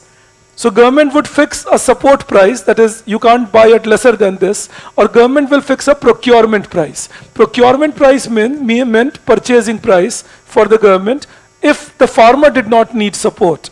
अब समझना ये बातें, दो बातें हैं, दोनों को ध्यान से समझना. एक प्राइस आप सुनते हो, there is one price you hear, minimum support price, MSP. When this system was introduced in India from 1965, this minimum support price was to save the farmers from loss. So it was said that if the crop is very huge, or if the price in the market suddenly falls, then government will declare a minimum support price, and the farmers can purchase at that minimum, sell at that minimum support price. But when will this be declared? Not every year. It will be declared only in those years when the crop was in a bad situation and the farmers were about to make a loss. न्यूनतम आधार मूल्य हर साल नहीं निर्धारित होगा, ये सोच थी उस वक्त. सोच ये थी कि जिस साल किसानों की हालत खराब होगी, जब वो प्रोडक्शन नहीं कर पाएंगे या इनकम रेवेन्यू अर्न नहीं कर पाएंगे, तो ये न्यूनतम आधार मूल्य स्थापित होगा. So the thinking was, minimum support price will not be established every year. Government doesn't need to declare it every year. Government will declare an MSP only in those years when the crop does badly or the farmer is unable to recover the cost. then the government will say, all right, you cannot charge a price lesser than this or give a price lesser than this. Apart from that, the government would also fix another price called procurement price. Now this procurement price, procurement means purchase. This procurement price was, government needed food for food security, public sector could have needed raw materials like cotton, jute, etc. Government said every year, now mind you, every year we will declare a procurement price. And at that price, we will procure from the farmer. And whatever is the extra left with the farmer can sell it in the market. And we have created the APMC market where the traders can interact with the farmers and the farmers can sell to them. Now tell me this, is the farmer selling in an open market or is the farmer now selling actually in a closed, established, government guaranteed market? Now look at the fun part here. As a rich farmer, government gives me a subsidy, say on fertilizer. I'm talking today's India also. Government gives me subsidy on electricity. Government arranges for me research and development in agriculture. Then I grow my crop. I sell it to the government itself at a price higher than the cost of production, which will be MSP, etc. Which means I am assured a profit.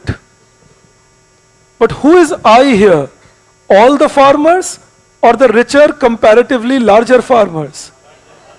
You get that point? Now tell me this. Will the rich, larger farmers be a net buyer of food or a net seller of food? Net seller? Why? What does this net buyer, net seller mean? Can somebody tell me? Some language, yes.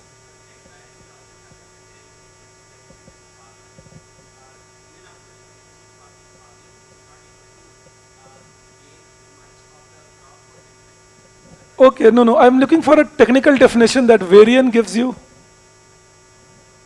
Something about net buyer and net seller, chapter 31 and chapter 19 also, third edition. Absolutely, that's the word I was looking for, endowment. As a farmer, you are endowed with the crop that you grow. And if you need that crop more than your endowment, then you are a net buyer. And if you need a crop less than your endowment, then you are a net seller. For those of you who are uninitiated, don't worry at all. I'm initiating it for you right now. What I am meaning is, suppose ये हमारे एक farmer हैं, ये पता नहीं बचपन से मैं इंसान कॉकरोच की तरह क्यों बनाता हूँ, मैं आज तक नहीं समझ पाया. बट एनीवेज, तो ये हमारे फार्मर हैं और ये जो फार्मर हैं, से इनका ये लैंड है. This is a land belonging to this person. Now on this land, suppose this person grows 100 kg. This 100 kg grown on this land will be the endowment or starting point of this farmer. If this farmer demands food higher than 100 kg, then this farmer will become a net buyer of food. If this farmer demands food lesser than 100 kg, for himself of course, then this farmer will be a net seller. So this is the endowment. I can call it, say, WF, endowment of food. And if I say XF as the demand for food, then what I am just trying to claim to you right now is that if WF minus XF is greater than 0, I will be a net seller. I hope you get that. If my endowment of food is higher than my demand for food, I will be a net seller. And similarly, if WF minus XF is less than 0, I will be a net buyer. Now you tell me this, if I am a small farmer, a weaker farmer, what are my chances? Will I be a net seller or a net buyer? Net buyer. But if I am a bigger farmer, chances that I will be a net seller. Now when the government gives me this captive market support, that we will buy whatever you produce extra, what are they doing? They are helping me as a rich buyer, as a rich farmer. But what will that do in the market? If the government assures that I will not let the price fall below, say, 100 rupees, just giving you an example, then that means the market price can remain above 100. What will that do to me, even if I am a producer of food, but a net buyer of food? Will it help me or harm me? Harm me? Well, I am a net buyer of food, right? So if I am a net buyer of food, and you keep the food price high, now ostensibly you are saying I'm supporting the farmer. But what is happening here? What would happen in a pure capitalist system? In a pure capitalist system, markets will dominate. So if there is a bad crop, prices would go high due to less supply. And if there is a bumper crop, prices will go down due to high supply.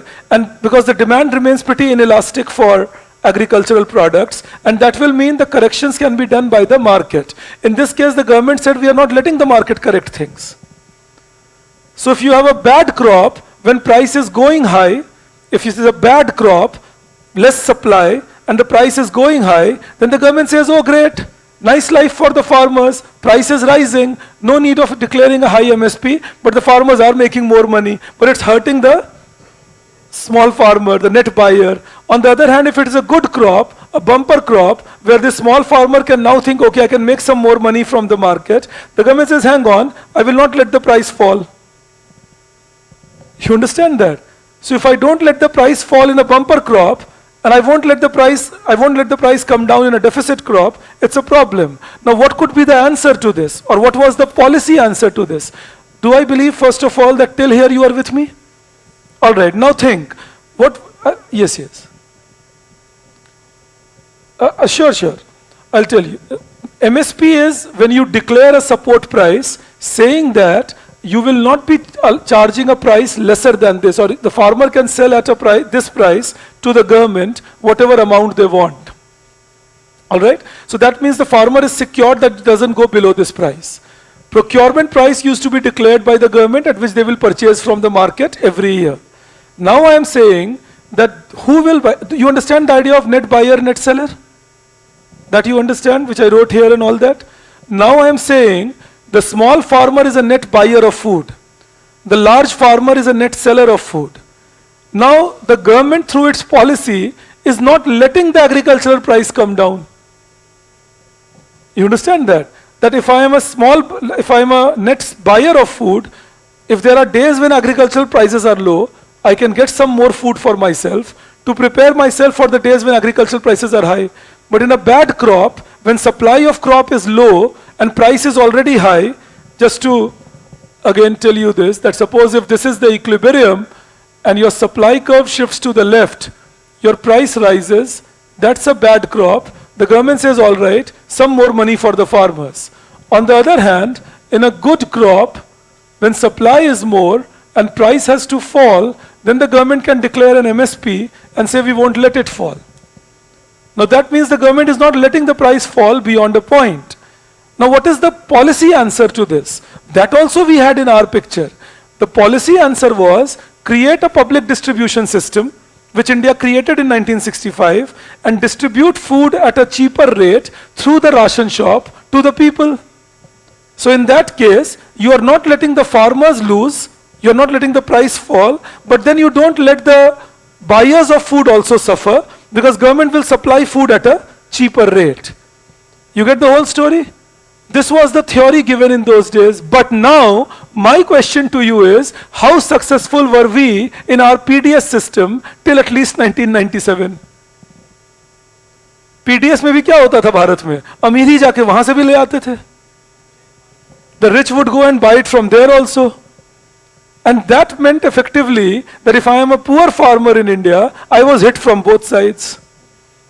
The price will remain high, and my PDS supplies won't come on time, and then it creates issues for me. Now what does that mean? We were practicing a capitalist farming where we were using demand, supply, etc. And we were telling the farmers, all right, we will protect you from low price artificially. So capitalist farming without capitalist institutions. The institutions were socialist and the farming was capitalist. Now that of course was, and that was the reason that the rich farmers were getting favored. If the institution was capitalist, then things would have been a little different. Why little different? Then the small farmers could have come together, sold their crops in the market, earned some money. That is how capitalist countries had developed. Otherwise, if it was a pure socialist system, then there was no question of a large farmer and small farmer. Land would have been collectivized, and every farmer would be just a tiller on the land, while government will be the appropriator of entire food. अगर pure socialism होता तो पूरी जमीन सरकार की होती, सारी खेती सरकार की तरफ से हो रही होती, आप उसको ले जाकर कोऑपरेटिव में डालिए, सरकार आप में डिस्ट्रीब्यूट करेगी. That is what the pure socialist system used to do. That the whole land will be collectivized, will belong to the government, and then you do your tilling on the land, deposit your production to the cooperative, and the government cooperative will distribute it among people. This was not happening in India. The land was not collectivized.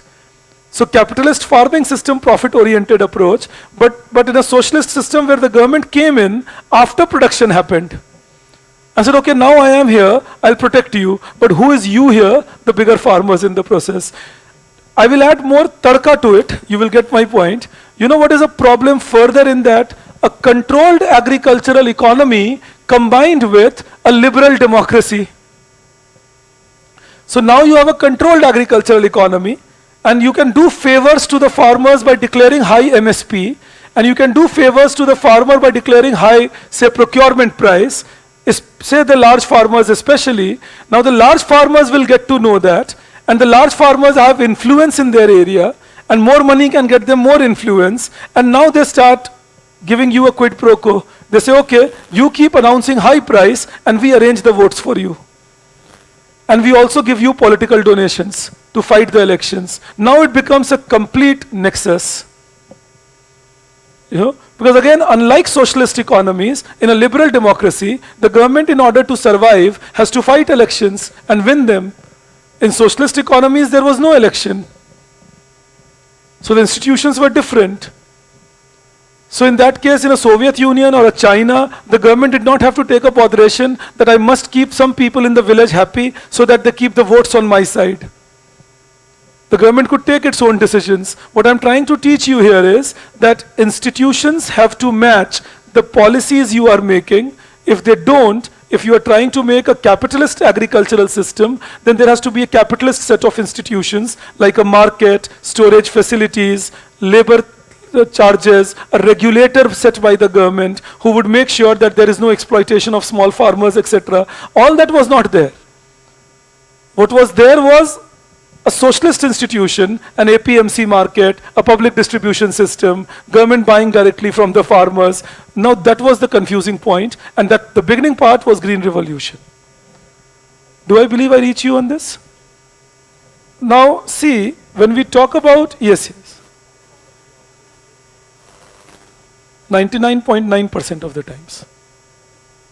That is why you will see small farmers in most of the villages doubling up as landless agricultural labor. Okay, tell me this. Say you are a small farmer with a family of 6, husband, wife, 4 children. I'm taking it on the lower side. And you have 2 acres of land. The land will never be sufficient to make you a net seller. You understand that? So that is what a small farmer is about. That the land is never sufficient to take care of your family needs. And you will often see, what do small farmers in the village do? Very often they are tenant farmers on the landlord's land also.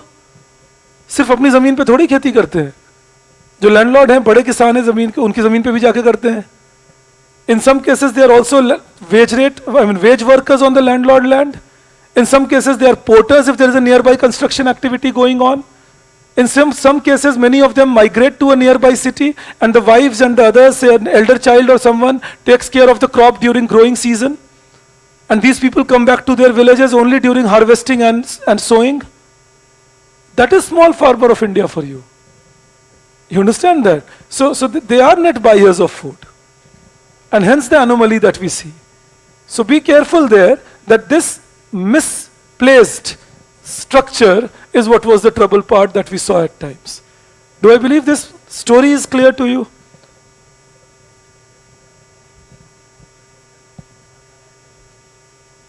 APMC, no, rather APMC created, let me teach you APMC. I'm not yet teaching you APMC, but APMC created more intermediaries between government and farmers, if you ask me, by creating sub-bharatiyas and so on. I will teach you the problems further of Green Revolution, Ishan, what could have gone wrong during the current recent phase. Perfect, Niharika. All right. Endowments is the right answer, correct. Fabian socialism may be, Akanksha, that can be a problem part in India initially. The real problem is, again I repeat, the real problem is that when you don't let institute, like why did I bring to you the story of liberal democracy? A liberal democracy in a controlled economy creates the same problem that will happen everywhere. लोगों को समझ में आ जाता है ना, हम interest groups बना सकते हैं और इंटरेस्ट ग्रुप बना के इनका डिसीजन इन्फ्लुएंस कर सकते हैं. So people get to understand that. That is why you will see there are very few instances. If there is a liberal democracy, then it's a liberal economy also. Say Western Europe or USA. And if it is a controlled economy, then there is no democracy in those countries, ranging from USSR to China, etc., etc., etc. So that comes together. Please develop yourself. Yes, there can be democratic socialism if the countries evolve properly, the way we see in Scandinavian countries, or what we call stakeholder capitalism. You can call it both things. But that happens with evolution, after you have given good education to your people, after you have made people realize that they are interdependent on each other. So it's at a high level of development that it would happen. But before reaching that, what did Rostov call this stage? Somebody will tell me that. Rostov would call this stage something, the high level of development stage. Okay, I'll tell you just to save time. He would call it the age of maturity. All right, the age of maturity, no, third was takeoff. फिर आता था age of maturity, फिर era of high mass consumption. So age of maturity according to Rostov was the idea कि जब तुम grow कर गए हो इतना कि तुम्हारे पास काफी है, then distribution में issues नहीं आते. Because you are sufficient and people feel secure, and then people know that okay, if we don't redistribute, then in that case that can be more trouble for us because the growth will be punctured. Now every country doesn't learn it. So don't think it's an automatic solution. All right. Many countries, the rich never learn that the poor have to be uplifted. But that discussion I'll do with you when I'm teaching you inclusive growth. The rich are not every time intelligent about the future. Many times the rich can be short-sighted, and they might think, what's lying for me in this? So that can be so institutions are needed to create that. But coming back to my point again, the second point I hope you understand now. I'm just making you write 2-3 lines more on this growth of capitalist farming in Indian agriculture. You write in that, this is second point, you can add to the point further.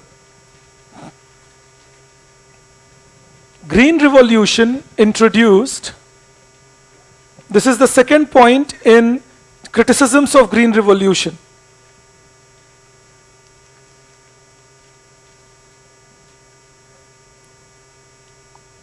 Green Revolution introduced market system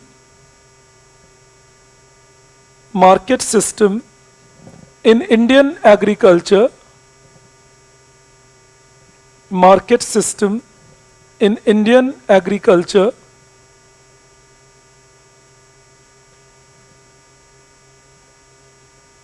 by making price mechanism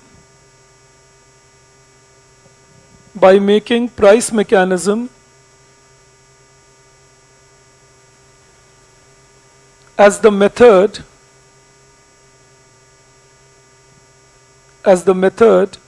to allocate resources.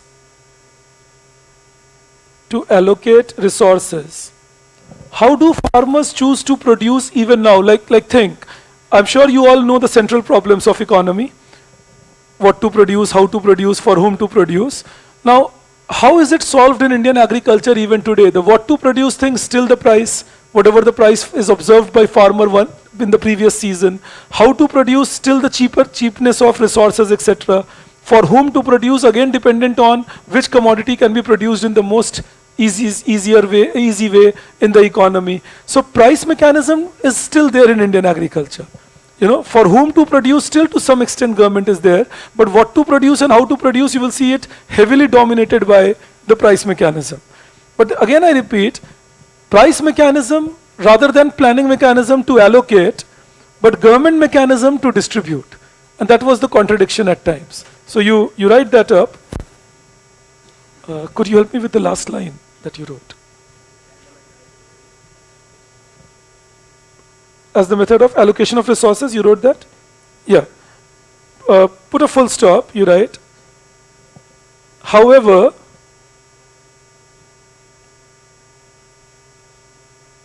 there was interference in the market.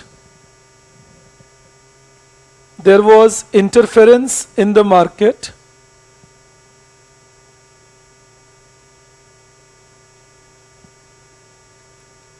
by government,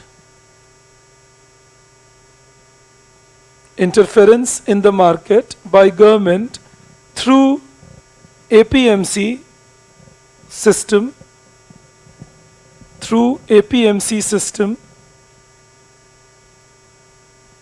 and fixing of crop price.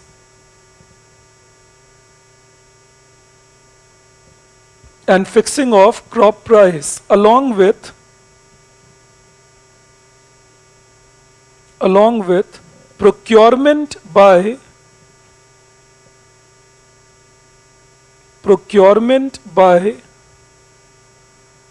FCI. FCI is Food Corporation of India. Procurement by FCI. FCI is Food Corporation of India. In the same thing you write, therefore,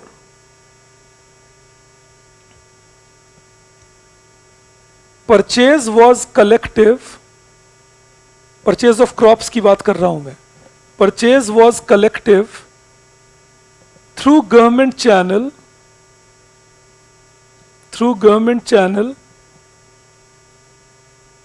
but production was individual. Purchase was collective through government channel, but production was individual.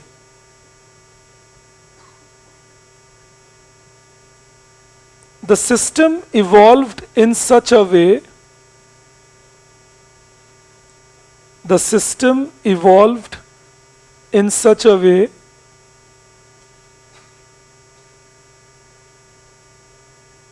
that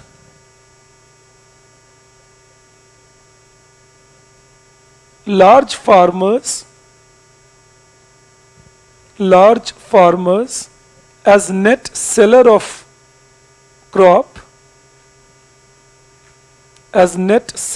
crop, gained much more than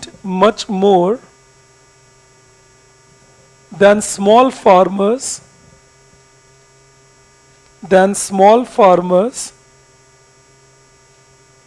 who were net buyers of crop. Small farmers who were net buyers of crop. I hope we understand that. See, remember, the story that I just told you is the result that endowments will decide net seller, net buyer, and this MSP, etc. story, which decided how large farmers got benefited, small farmers got harmed. Then the third point, if you will see, is it sidetracked the need of institutional reforms. Now, that is true. If you see post-Green Revolution, requirement of institutional reforms like land reforms, institutional reforms like better credit supply to farmers, institutional reforms like helping the farmers in choosing their crops by informing them better, educating the farmer, that is. All these kind of went on the back burner. All right. Green revolution हुआ, उससे production बढ़ गया खूब. जब production बहुत बढ़ गया तो लोगों को लगा अब कोई चिंता की बात नहीं है. तो जो रिफॉर्म्स रिक्वायर्ड थे संस्थानों में वो नहीं हो रहे थे. I am repeating myself in English. As green revolution happened, production became more. With higher production, people thought that all problems are now resolved. So the institutional reforms that we would have needed For example, using local source of irrigation, developing the village culverts, water to be protected from the getting wasted, or developing more research in agricultural system, not only technical research, but even institutional methods, or land reforms in agriculture, or to make sure that farmers get their loans on time, or marketing reforms in agriculture, that okay, farmers can grow different types of crops and all of them can be marketed on time. The need to do all this was not felt.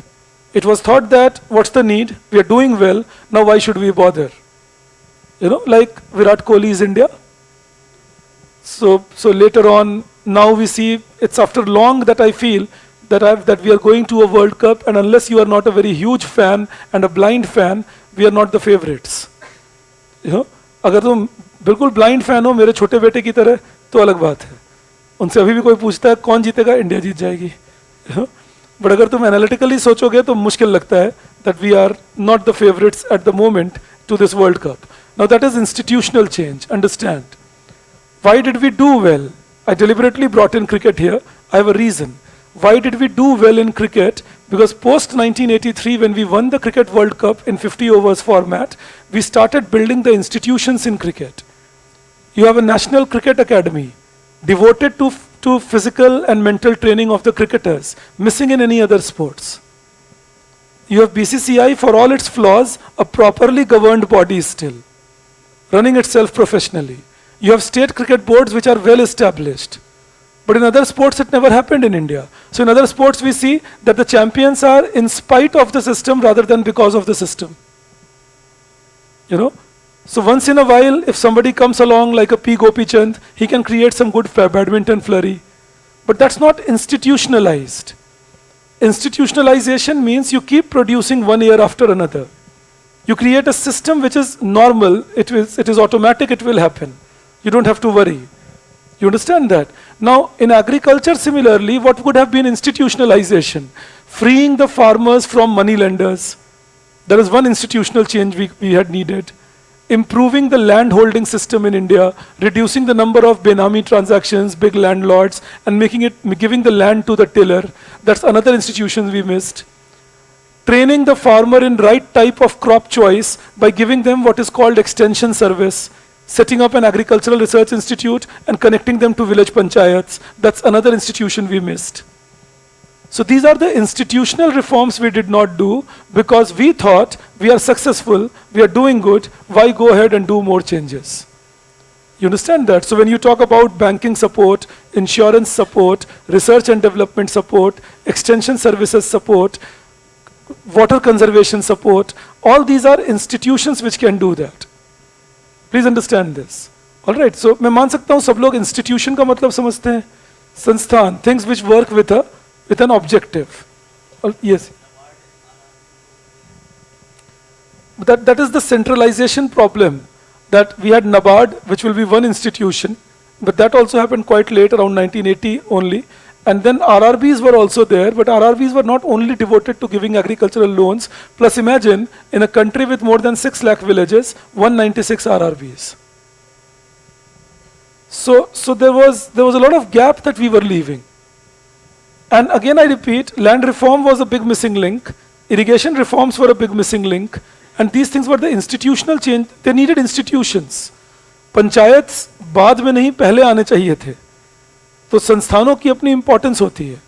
All right, that is the aspect.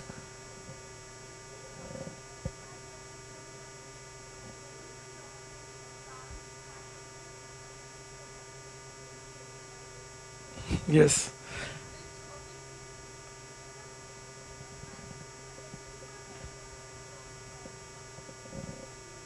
Okay, I'll give you an option. Say you are a bank. I'm answering a question that government was giving a priority sector lending to farmers. The farmers were maybe not able to absorb it. I'll give you two options. Say you are a bank manager, I'm a rich farmer, or I'm an agricultural business developer. All this will count as agricultural loan, don't forget. You have two options. You either give a loan of 2 lakh rupees to me and meet your target, or there are 100 peasants asking you for 2,000 rupees loan each. Which one is more convenient to you? And what would you do then? No, no, no. You have a security of, not a security of return. You have less workload on your head.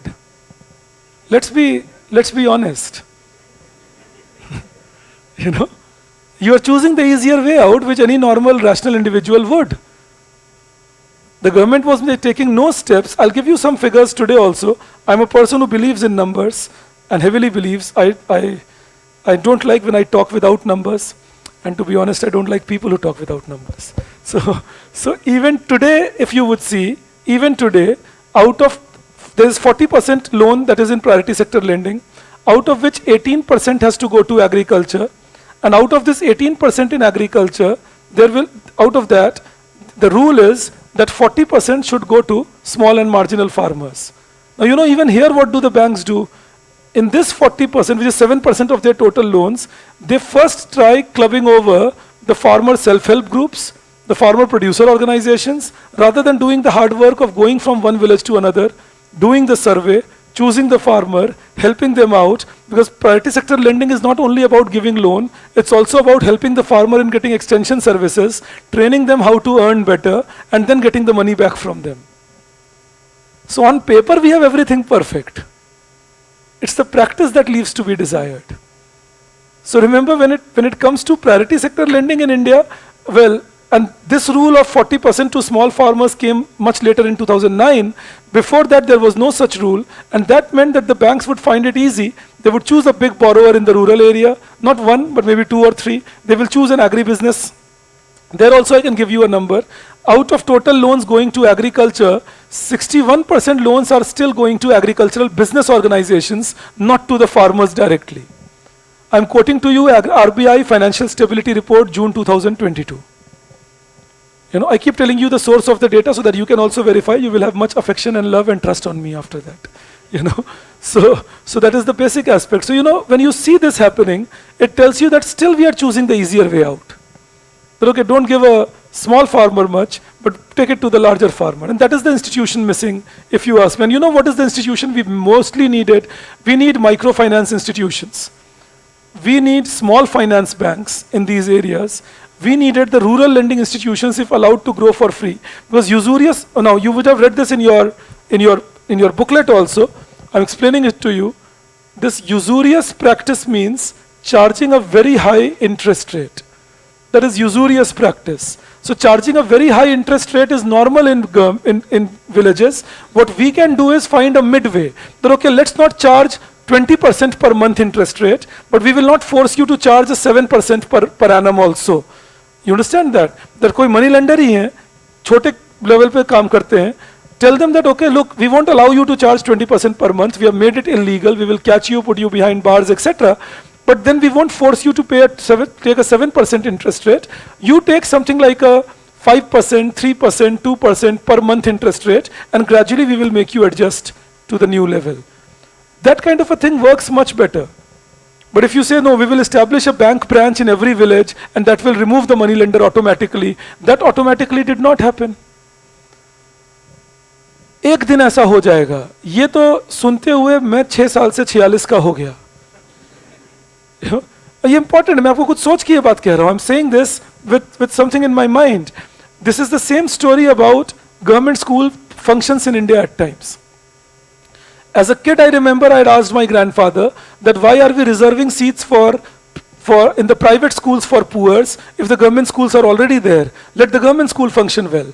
And I was an 8-year-old at that time, or maybe 9-year-old, and my grandfather had told me that no, it's a temporary thing, since the government schools are not performing very well at the moment due to bad management in the last 2-3 years, so we will improve upon that, and once they are improved, then this reservation will not be needed. But now it is 38, 37 years after that episode. And we still give the same reason to you guys. If you say, why are we reserving seats for in the private school? Why can't we have government schools functioning well? The same reason is given. Oh yes, government school will function well. Till they don't, we are reserving seats. That's not the way to go. That is the trouble part. You know, so there should be method to keep growing, and that's institution actually. Yes, yes. मोटा था बहुत मैं. All right. Let's see this up. Blame it on my grandfather. I grew up with him.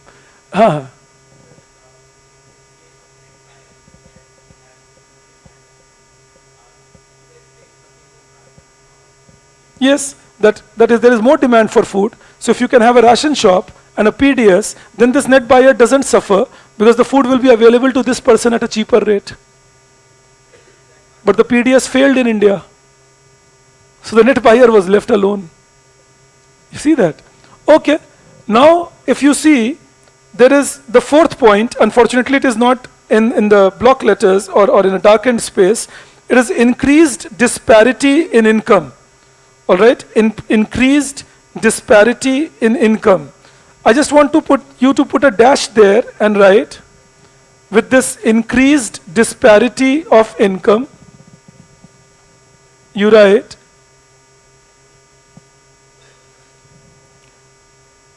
not only between people,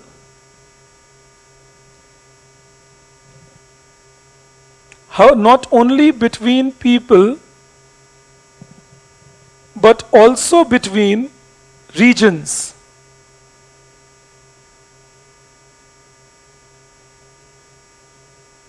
Not only between people, but also between regions. You are correct, Saurabh, in your assessment. I'll teach you how to tweak a system. You wait on that, Ishan. Let me teach you Indian agriculture after 91. We will be doing things. WF is the initial endowment, Aman, where you begin. That is WF. Age of maturity is correct.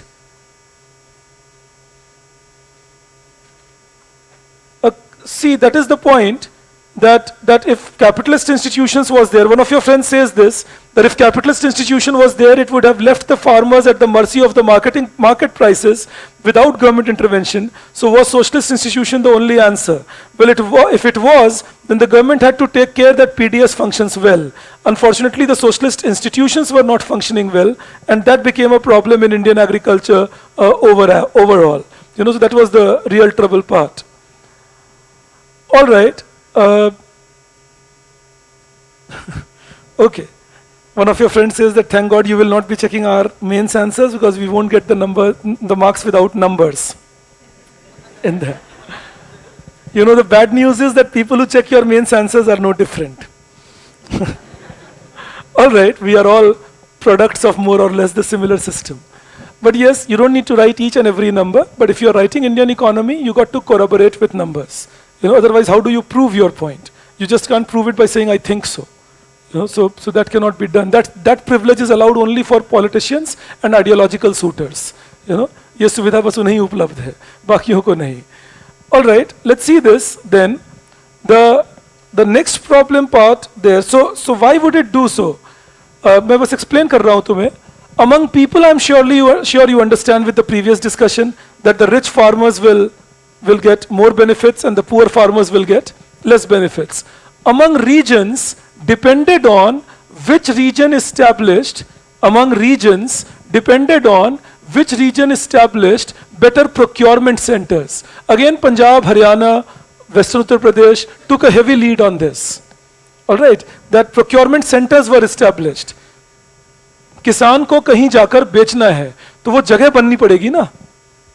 उस जगह का infrastructure बनना पड़ेगा. अगर वो जगह ही नहीं है तो किसान कहाँ बेचेंगे? अब पूरे बिहार में, मैं 1960-70 की बात कर रहा हूँ, in entire Bihar in 1970s, there were only 3 procurement centers, and in those days Bihar meant Jharkhand included. Now if you have only 3 procurement centers, where will the farmer travel all the way to go and sell? While Punjab and Haryana would have more than 100 centers each. So obviously then it meant that in the regions where the state government had taken the lead and established procurement centers, farmers were much better off with MSP and all that system. And in regions where this was not done, the farmers were quite worse off. I hope I can reach you on that. So both inter-regional inequality and interpersonal inequality. What did I do? Gradually the margin with this point and current point, दोनों point को जोड़ के सुनोगे. The point with respect to capitalist farming and rising inequality. Understand that. Now the marginal farmers and the small farmers gradually started losing control on the capacity that they could have on their land. their production cost was rising, the revenue was not as much, and gradually that meant that the rich farmers started taking over their land also by purchasing it from them, or gradually taking it away from them. They would take loans, will be unable to pay back, and that will mean that they would then have to surrender the land to the rich farmer, and all that further increased inequality of assets. Do I believe you understand this? Again, why blame Green Revolution for it? Because the money to buy them came to the rich farmer with the Green Revolution. So the rich farmer and the poor farmer, the difference started rising with Green Revolution playing a big role over there. Then there is the next point, problems of individual displacements.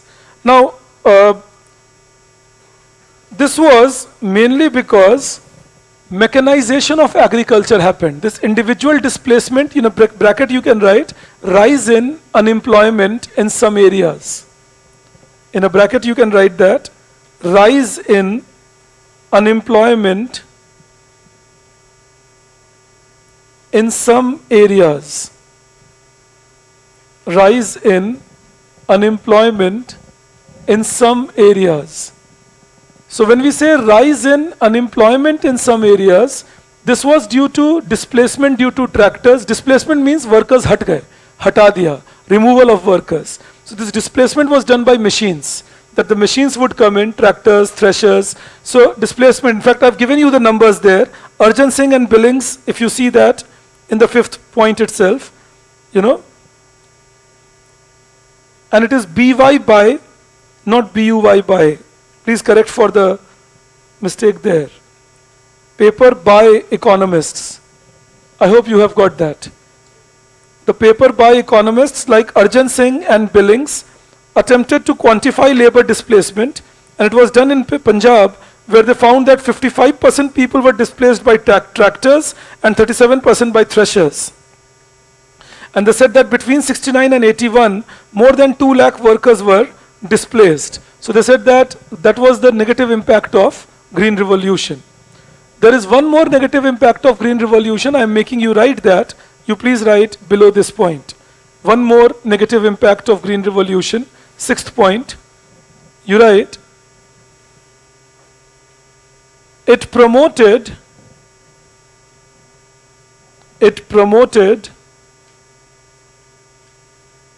cultivation. It promoted cultivation by intensive means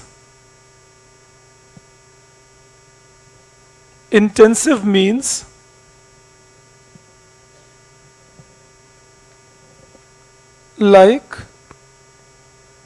very high use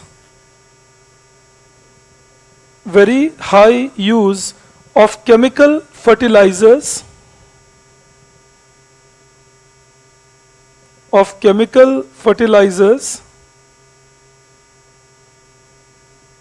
and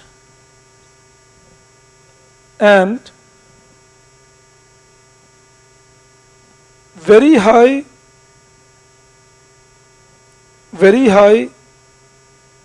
requirement of water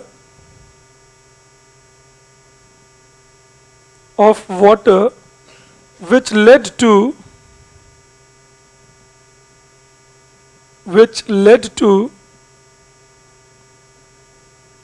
environmental degradation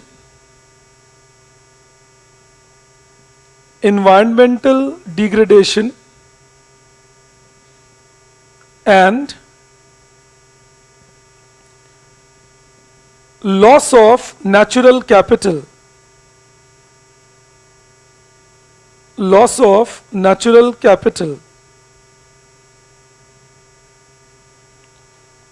This is observed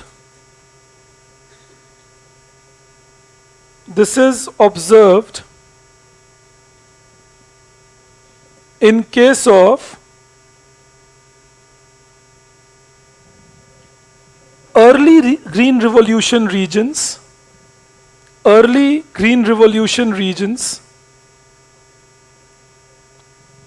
like Punjab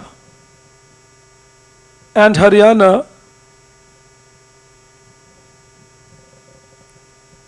with sharp fall in water table, sharp fall in water table, comma, erosion of topsoil, erosion of topsoil,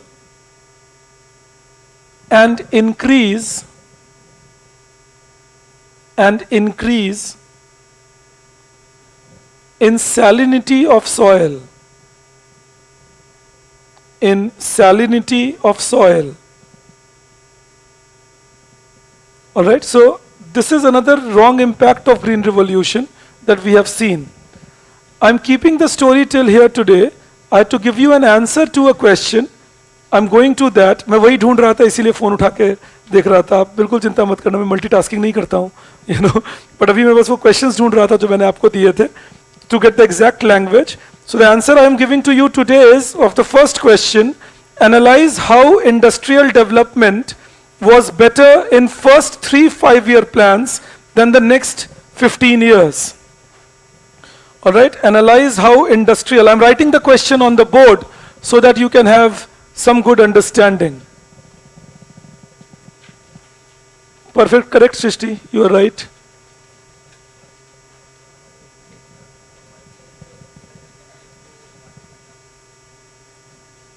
Why? Yes, yes, it can lead to it. That is salination actually. All right, so I'm just writing the answer, the question for you. The question is, analyze how, because I want to discuss how you could have approached this question, and I'll give you a quick write-up on that. And 150 words is what we will keep it at.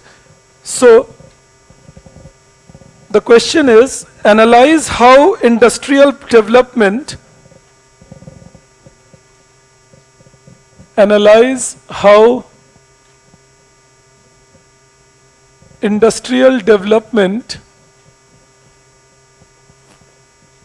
was better in first 3 5-year plans as compared to or than the next 15 years. Now, you know, in this question, I was not asking you necessarily the trends in this time period. First thing I want to clarify is that I was not asking you the trends in this time period. We would not need that.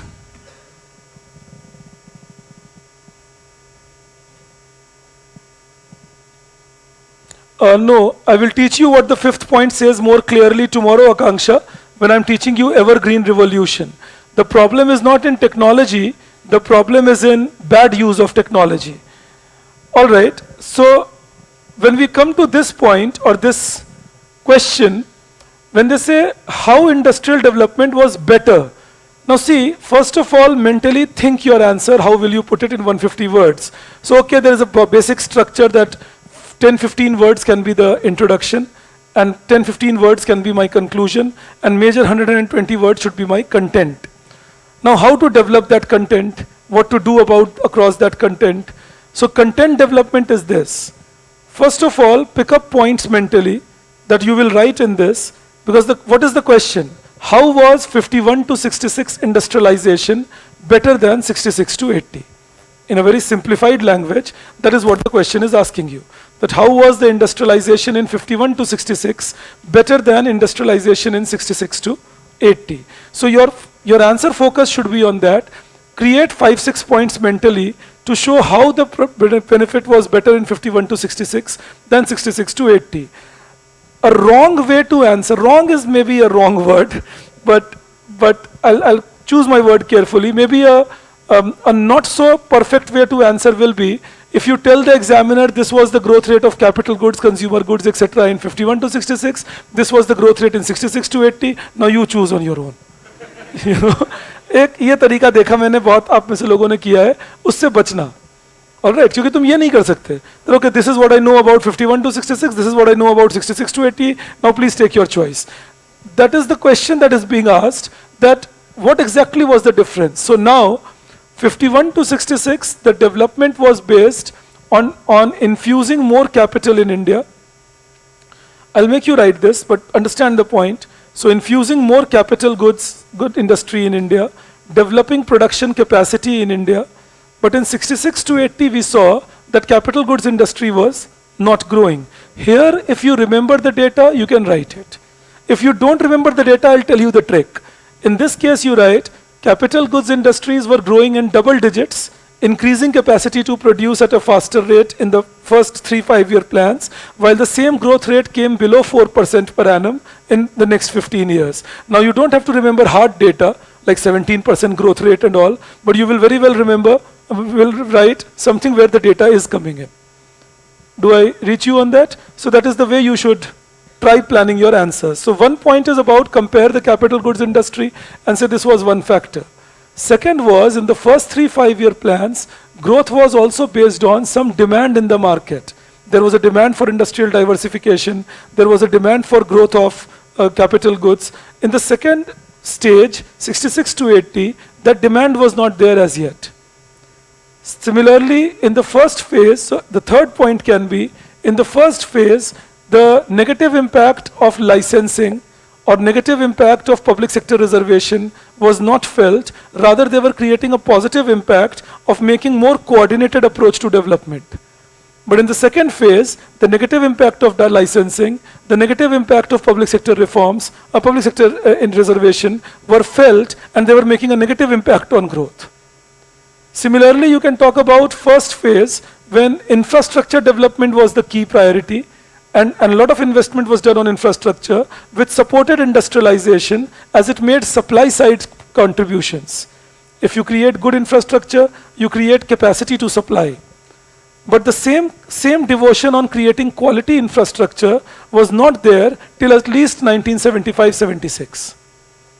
So you see, so you are picking up your points from what had happened in that time period, making a comparison of how one time period could be better or worse than the other.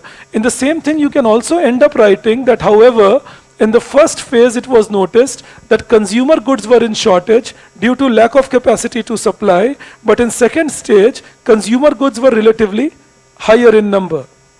All right, that is the other point you can write. Then bring the fifth, I hope you are with me.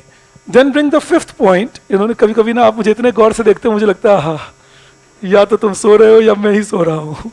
नहीं, ठीक है, good. If you're listening to me, this is the next point. The fifth point you will highlight in the second stage, because see, the question is analyze how. All right. So then you can write in the second phase, 66 to 80, government was making rules to restrict investment like MRTP or FERA, but in the first stage, these rules were not there. So the first stage investment was more profound as compared to what it was in the second stage.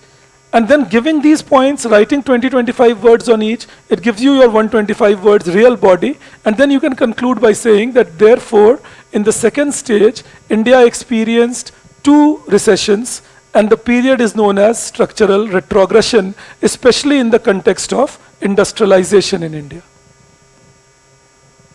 Do I believe you understand how you could have approached it? All right, I'll give you more practice, but let's write this down then.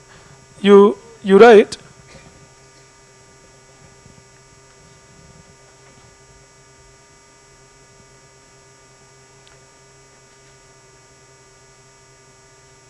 the first 3 5-year plans, the first 3 5-year plans experienced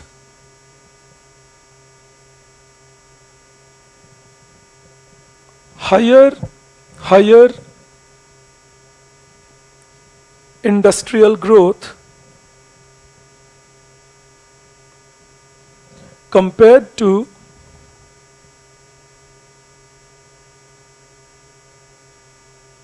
the next 15 years.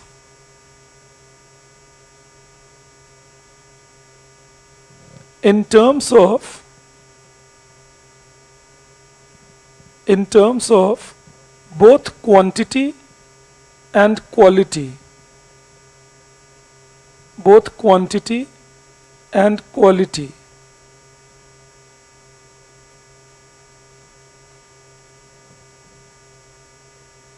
The differences were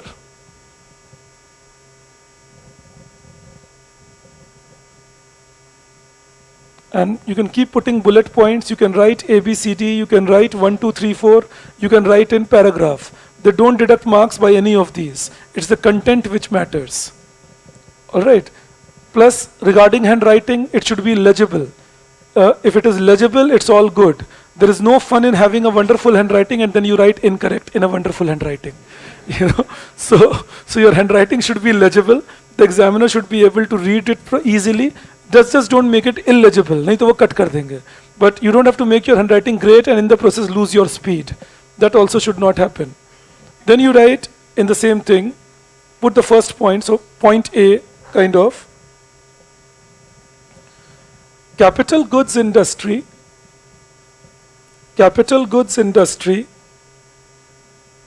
increased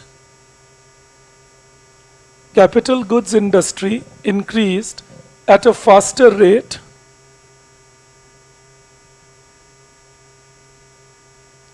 in a bracket you write in double digits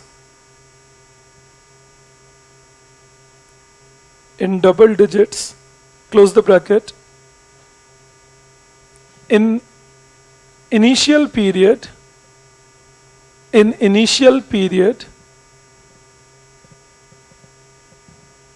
compared to less than 4% per annum growth, less than, keep writing PA for per annum, less than 4% per annum growth in the next period.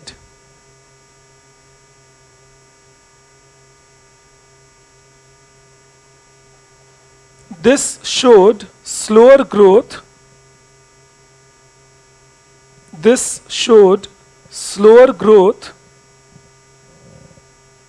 Of production capacity. Slower growth of production capacity. Full stop. Then the second point. Infrastructure development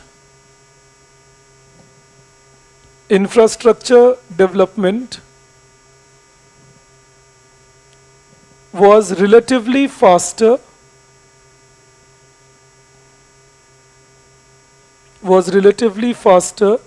and more pronounced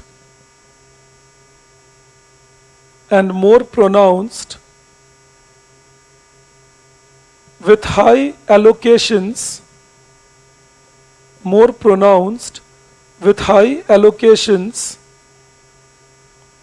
in each 5-year plan.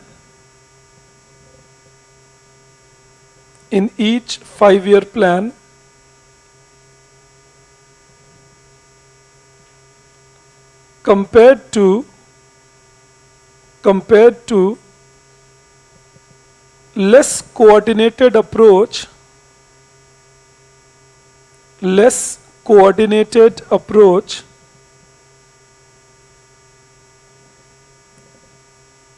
which was observed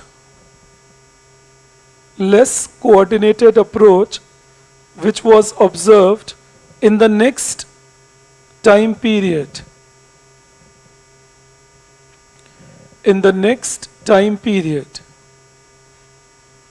Then you write third.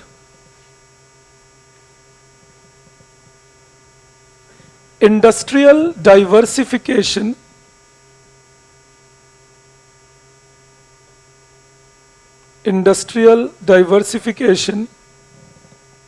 was higher with growth recorded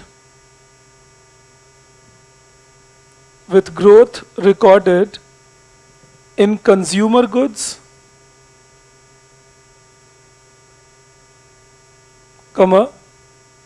capital goods, and intermediate goods industry and intermediate goods industry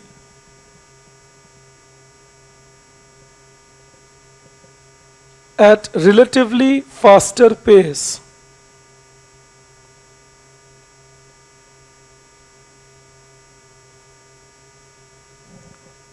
However, in the next time period,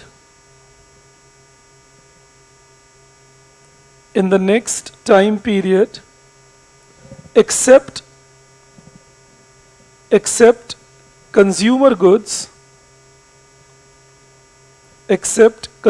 goods, comma, growth rate significantly slowed down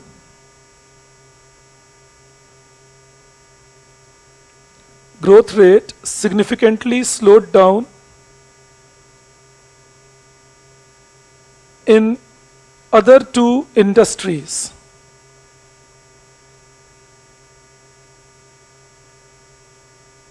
Then you write another one.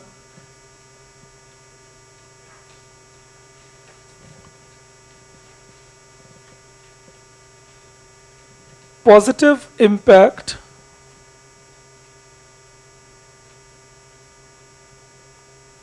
of public sector reservation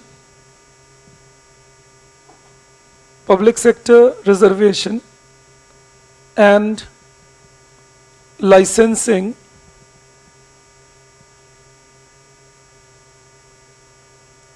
was observed initially,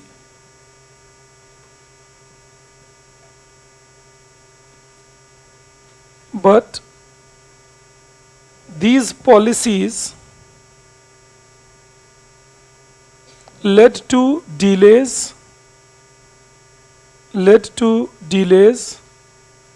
comma, nepotism and rent seeking. I'm sure you recall rent seeking is bribery. Rent seeking in the next time period.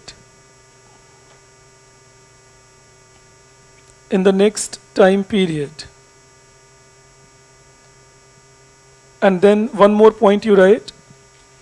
Restrictive rules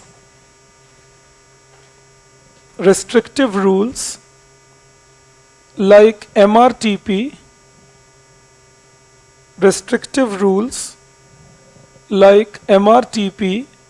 and FERA, FERA, discouraged investment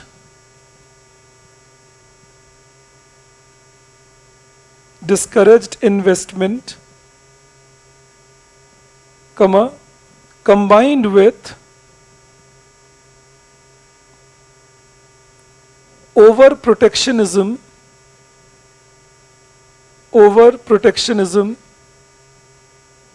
and complex tax procedure.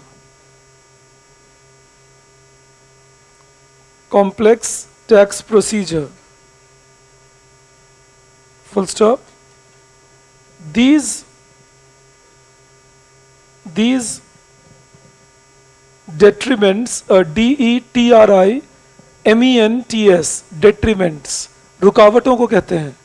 These detriments, DETRIMENTS, these detriments were not available, were not available in the initial period.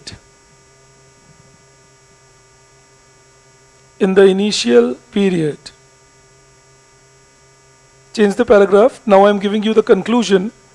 Therefore, the period between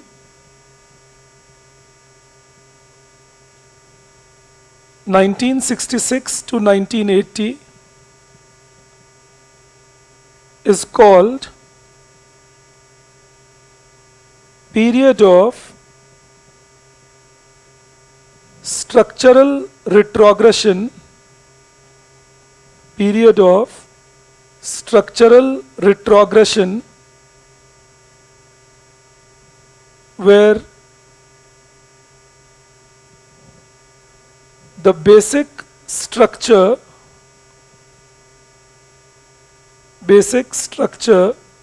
of cost efficiency,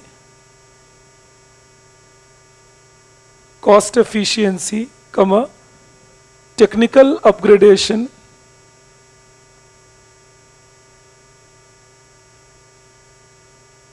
and qualitative production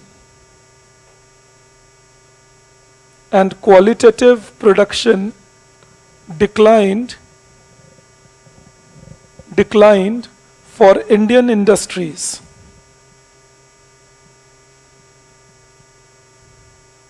Remember one thing, when I give you these answers, they are just model answers, but they are not written in stone. Alright, gradually as you learn more about Indian economy, you can create your own answers. मैं बस तुम्हें एक model form दे रहा हूँ सिखाने के लिए. Alright, that doesn't mean this can be the only answer. Alright, okay then, I'll see you tomorrow 2:50. Thank you. Have a great day. नहीं, this just came along. Economic literature, nothing. नहीं, ये structural retrogression term economics literature में मिलेगा तुम्हें, किताबों में नहीं मिलेगा. वही कह रहा हूं, लेकिन इकोनॉमिक लिटरेचर जो जर्नल्स वगैरह छपने लगे ना, उसमें ये टर्म आता था.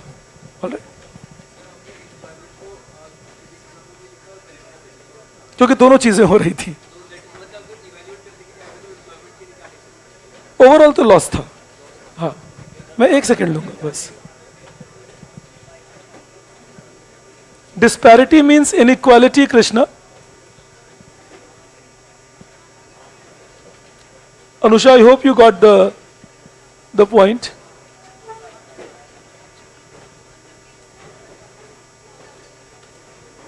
Mahalanobis model you can mention, Srishti, okay.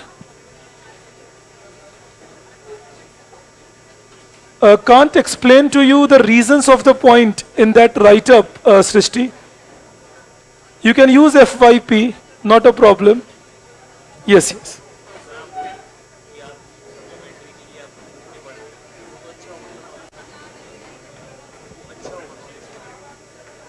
हाँ, लेकिन फिर टेक्स्ट पढ़ने से अच्छा वो किताबें पढ़ो जो तुम्हारा नॉलेज बेस और इन्हांस कर सके. जैसे इंडियन इकोनॉमी की बुक्स पढ़ो, ठीक है, जो लोगों ने लिखी हैं. बट अगर टेक्स्ट ही पढ़ोगे तो फिर डुप्लीकेशंस होंगी बहुत जगह. मतलब वही चीजें तो पढ़ ही रहे हो ऑलरेडी. चाहो तो पढ़ सकते हो, मुझे उससे कोई डिपेंड्स ऑन कितना टाइम है, कितना टाइम स्पेयर कर सकते. हाँ, जिनके पास ज्यादा जमीन होगी वो ज्यादा फर्टिलाइजर खरीदेंगे तो ज्यादा सब्सिडी मिलेगी, क्योंकि पर प्राइस सब्सिडी है ना.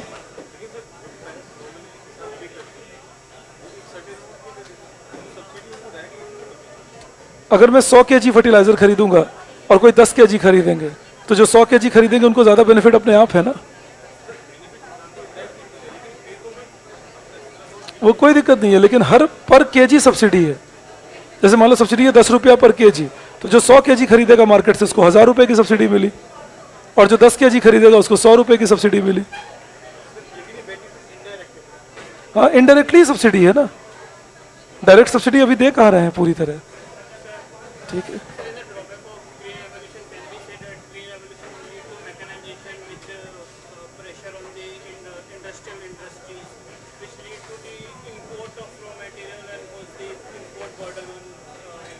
But we have no proof of that happening. At the same time, in the GDP analysis, we saw that the industrial good industries were increasing like 90. But that's what I'm saying, that there's no proof that it put a burden on Indian industries. Rather, it gave more demand for Indian industries. All right, that is my suggestion. I'll just take a second. Don't say only rich farmers, Amirbeer. You can say mostly rich farmers. Scholars like Ashok Gulati, contemporary scholars Praful, or Ramesh Chand. Yes, low base could be one factor, but rising benefits was also a factor, Rashmi. Net seller are people who need less than what they produce. Net seller are buyers are people who need less than what they say more than what they produce. If you are producing 10 units and you need 40 units, then you will be a net buyer. And if you are producing 10 units and you need 5 units, then you are a net seller. All right, that is the aspect.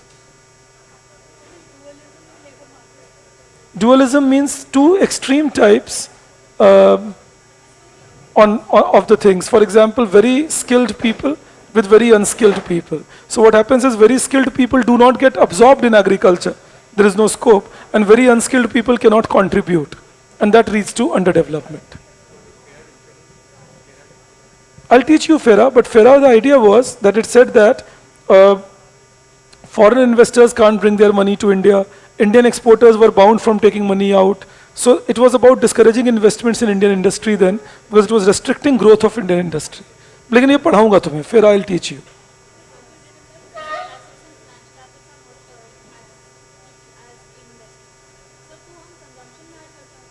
Savings में.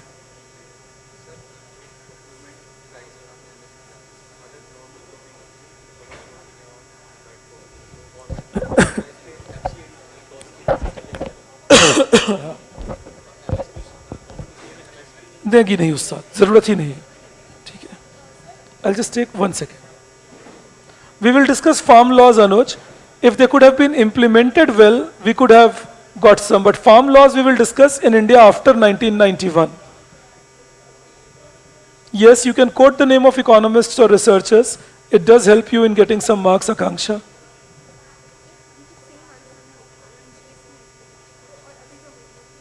नहीं, अगर तुम GS में लिखते हो तो तुम इतने डिटेल में नहीं जाते इन चीज़ों में. अगर तुम जीएस में लिखते हो तो तुम मेनली जो स्ट्रक्चरल रिट्रोग्रेशंस के कारण थे ना, वो हाईलाइट करते रहते. जरूरत ही नहीं थी इसमें, यहाँ जरूरत नहीं थी. This completely fine. मतलब हमें उसे कॉम्प्लिकेट करने की कोई जरूरत नहीं. एक्चुअली होता क्या है कि हम लोग इकोनॉमिक्स इतनी पढ़ते हैं ना कि यही हमारा लैंग्वेज लग हो जाता है, तो हमें लगता है ये जनरल है. ठीक है, जबकि जो लैंग्वेज तुम यूज कर रहे हो ना, इसमें जितने टर्म्स हैं, इसमें बहुत सारे टर्म्स तुम देखोगे कि हमारे लिए नॉर्मल है. समझ रहे हो मेरी बात? तो ये हाँ, और जीएस का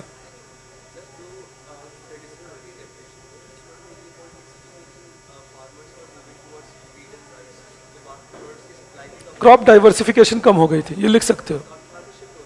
बिल्कुल, you can write crop diversification.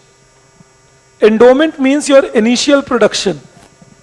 All right? Endowment means your initial production, Manasvi.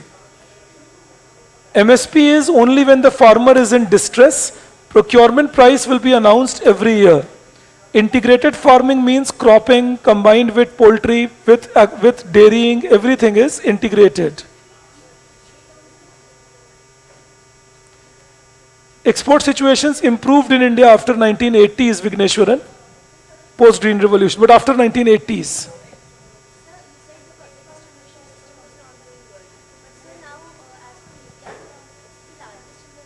But that is now. I'll teach you PDS, but the major change was TPDS after 1997, the targeted PDS. Another was Aadhaar linked distribution, and then the UPI linked. So then today the reach is much better than what it used to be in the past. It's expected. It's expected.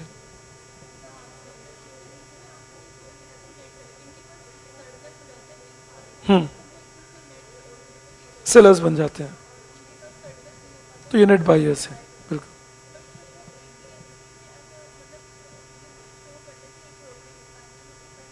नहीं, ऐसा कुछ भी rule नहीं है. नहीं, anybody can sell any amount. बिल्कुल. बस notes पढ़ो अभी कृष्णा, और कुछ मत करो. नोट्स पढ़ो और क्लास डिस्कशंस देखो. Land tenure system is the way land is held, Aditya. So all right, people who are online, I'll see you tomorrow 2:50 then. Thank you.